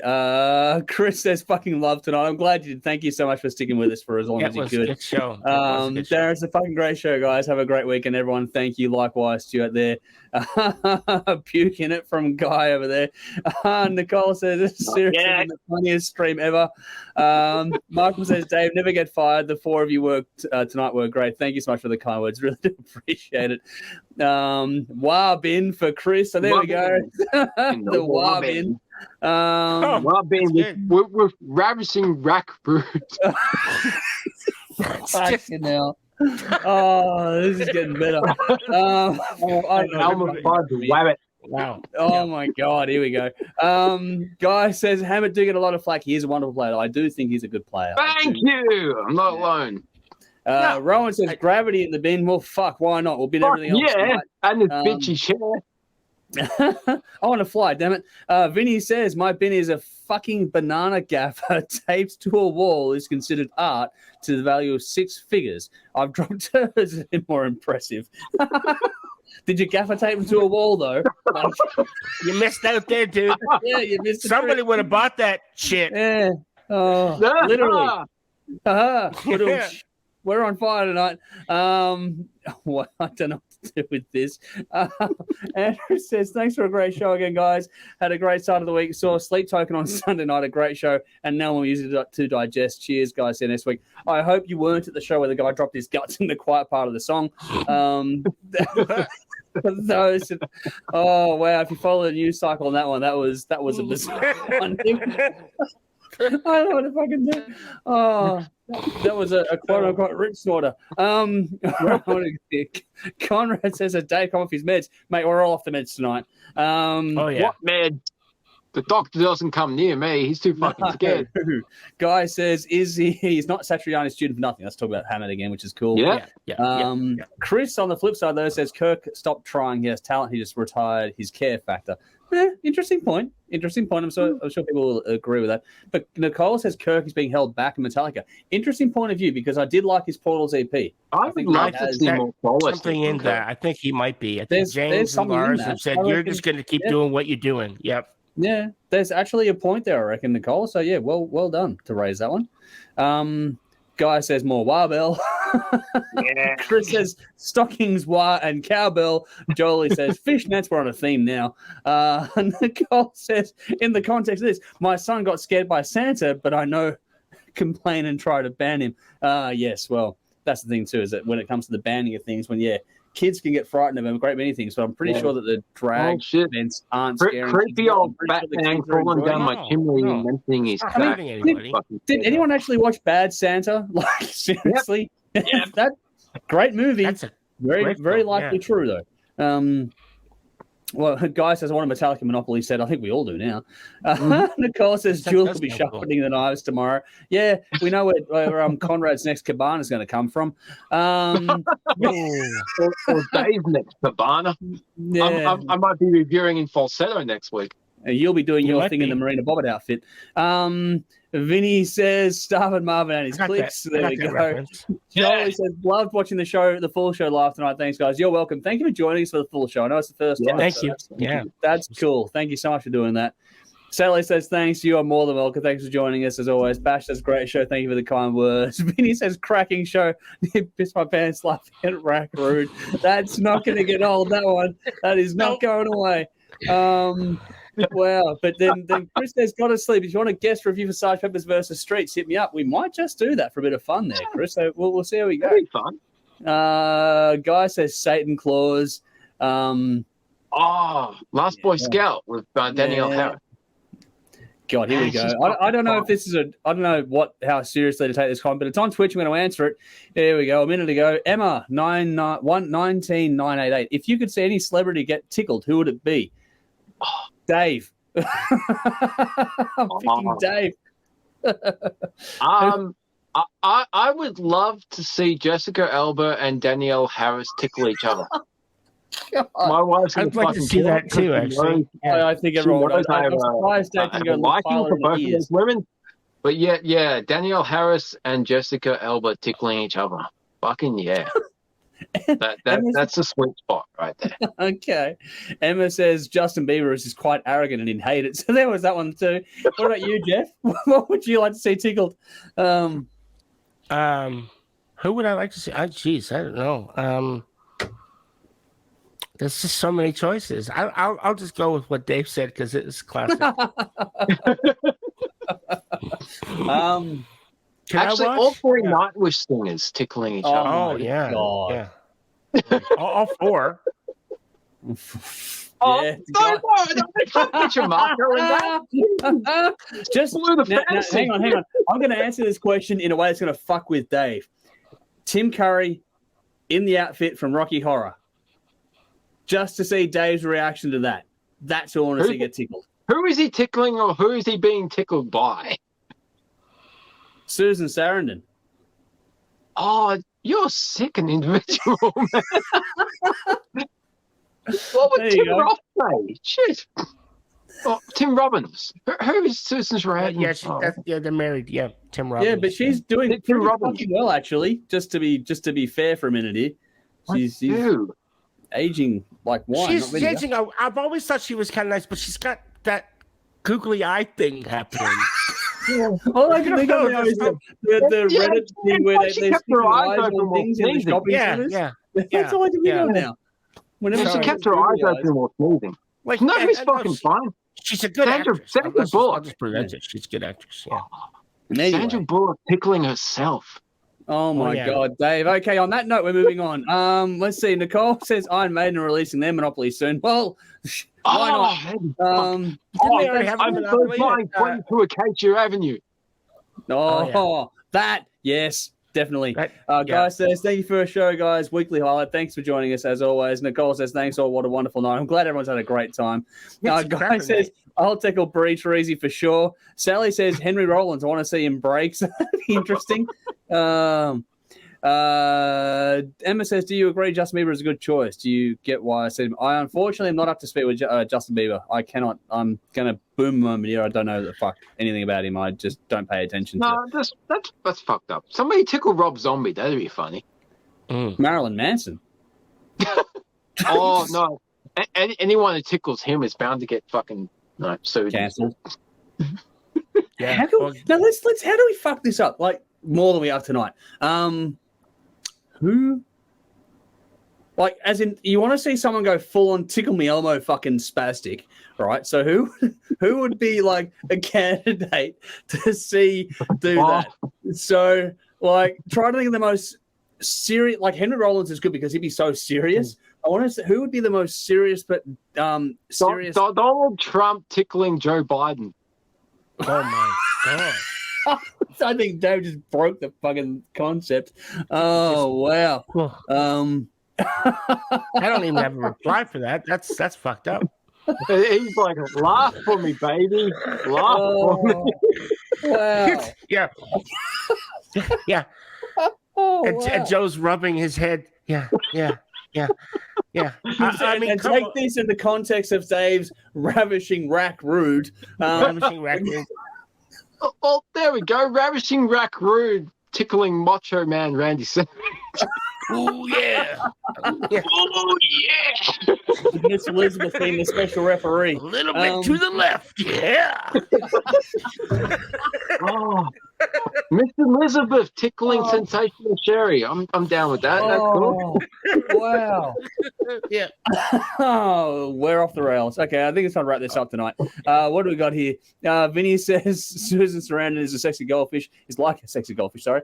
Guy says Tickle Phil Anselmo. Yes, that's a good one. Yeah, I like that's that. a good one. He's That's an a good one. angry motherfucker. He'd be That's a perfect. good one. Yeah. It's good to make that fucking laugh. Basher says, touch me. Oh, well done. Well done. Nicole says the Rocky's laugh is infectious. Mick Andrew Foley Tate- tickling Tate Terry Paul, Funk. here we go. And then Justin Bieber in the Coops guillotine would be good. So we go. Oh, yes. Do it. Make it happen. All right, we're going to get out of here. That's enough for now. We've been here for a few hours, and it's time to let everyone get some sleep, not least of all ourselves. But thank you all so much for joining us. Back again next week with another battle and a whole lot more about stupidity. And we'll tune in next week see if Dave can fall off the chair again. I got to top myself now. God knows what's going to happen. I don't know. We are out of here. Surely that's got to be the thumbnail for this episode. When you do the thumbnail, going to be the thumbnail. We have got to go though. We have ticked over to midnight now. It's time to rattle on through. the witching hour. It is. But that's it for now. Thank you all so much for tuning in. We'll see you all again very, very, very, very soon, obviously, with much more to come, with another battle next week and a whole lot more, and we'll be on TV and stuff in between as well. So hopefully you all enjoyed it. Thank you all so much for your company, whether you're watching live now or later on, you're tuning in at your own leisure. A big thank you to our fantastic sponsors in Squid Ink Screenprinting, Alt-Cvlt Rockstar Finance. Their details are in the description for this episode. Same as ours, so make sure you like, follow, subscribe wherever you can or choose to as well. And, I normally do a bunch of other shit. I've forgotten what it is now I'm going to talk about, but yeah, I'm zonked. It's been a fucking night. It has been a night. Thank the sponsors. Done our details. There's links to everything that we talked about in the comments and also in the description box. So if you are tuning in later on, there are references for you to check out for music context in the description box as well for anything we're talking about here as well. So hopefully you've enjoyed the show. We'll see how crazy we get next week. Until then, though, I'm Andrew. I'm Dave. And I'm Jeff. On behalf of Conrad, thank you all so much. We'll see you all again, same time, place, next week. Until then, Drink up. And rock on! Ooh, yeah! yeah, ooh, yeah, Jump to the yeah! and a step Come to the on. right. And a step to the right. That's it. Let's do the time warp again. No. No.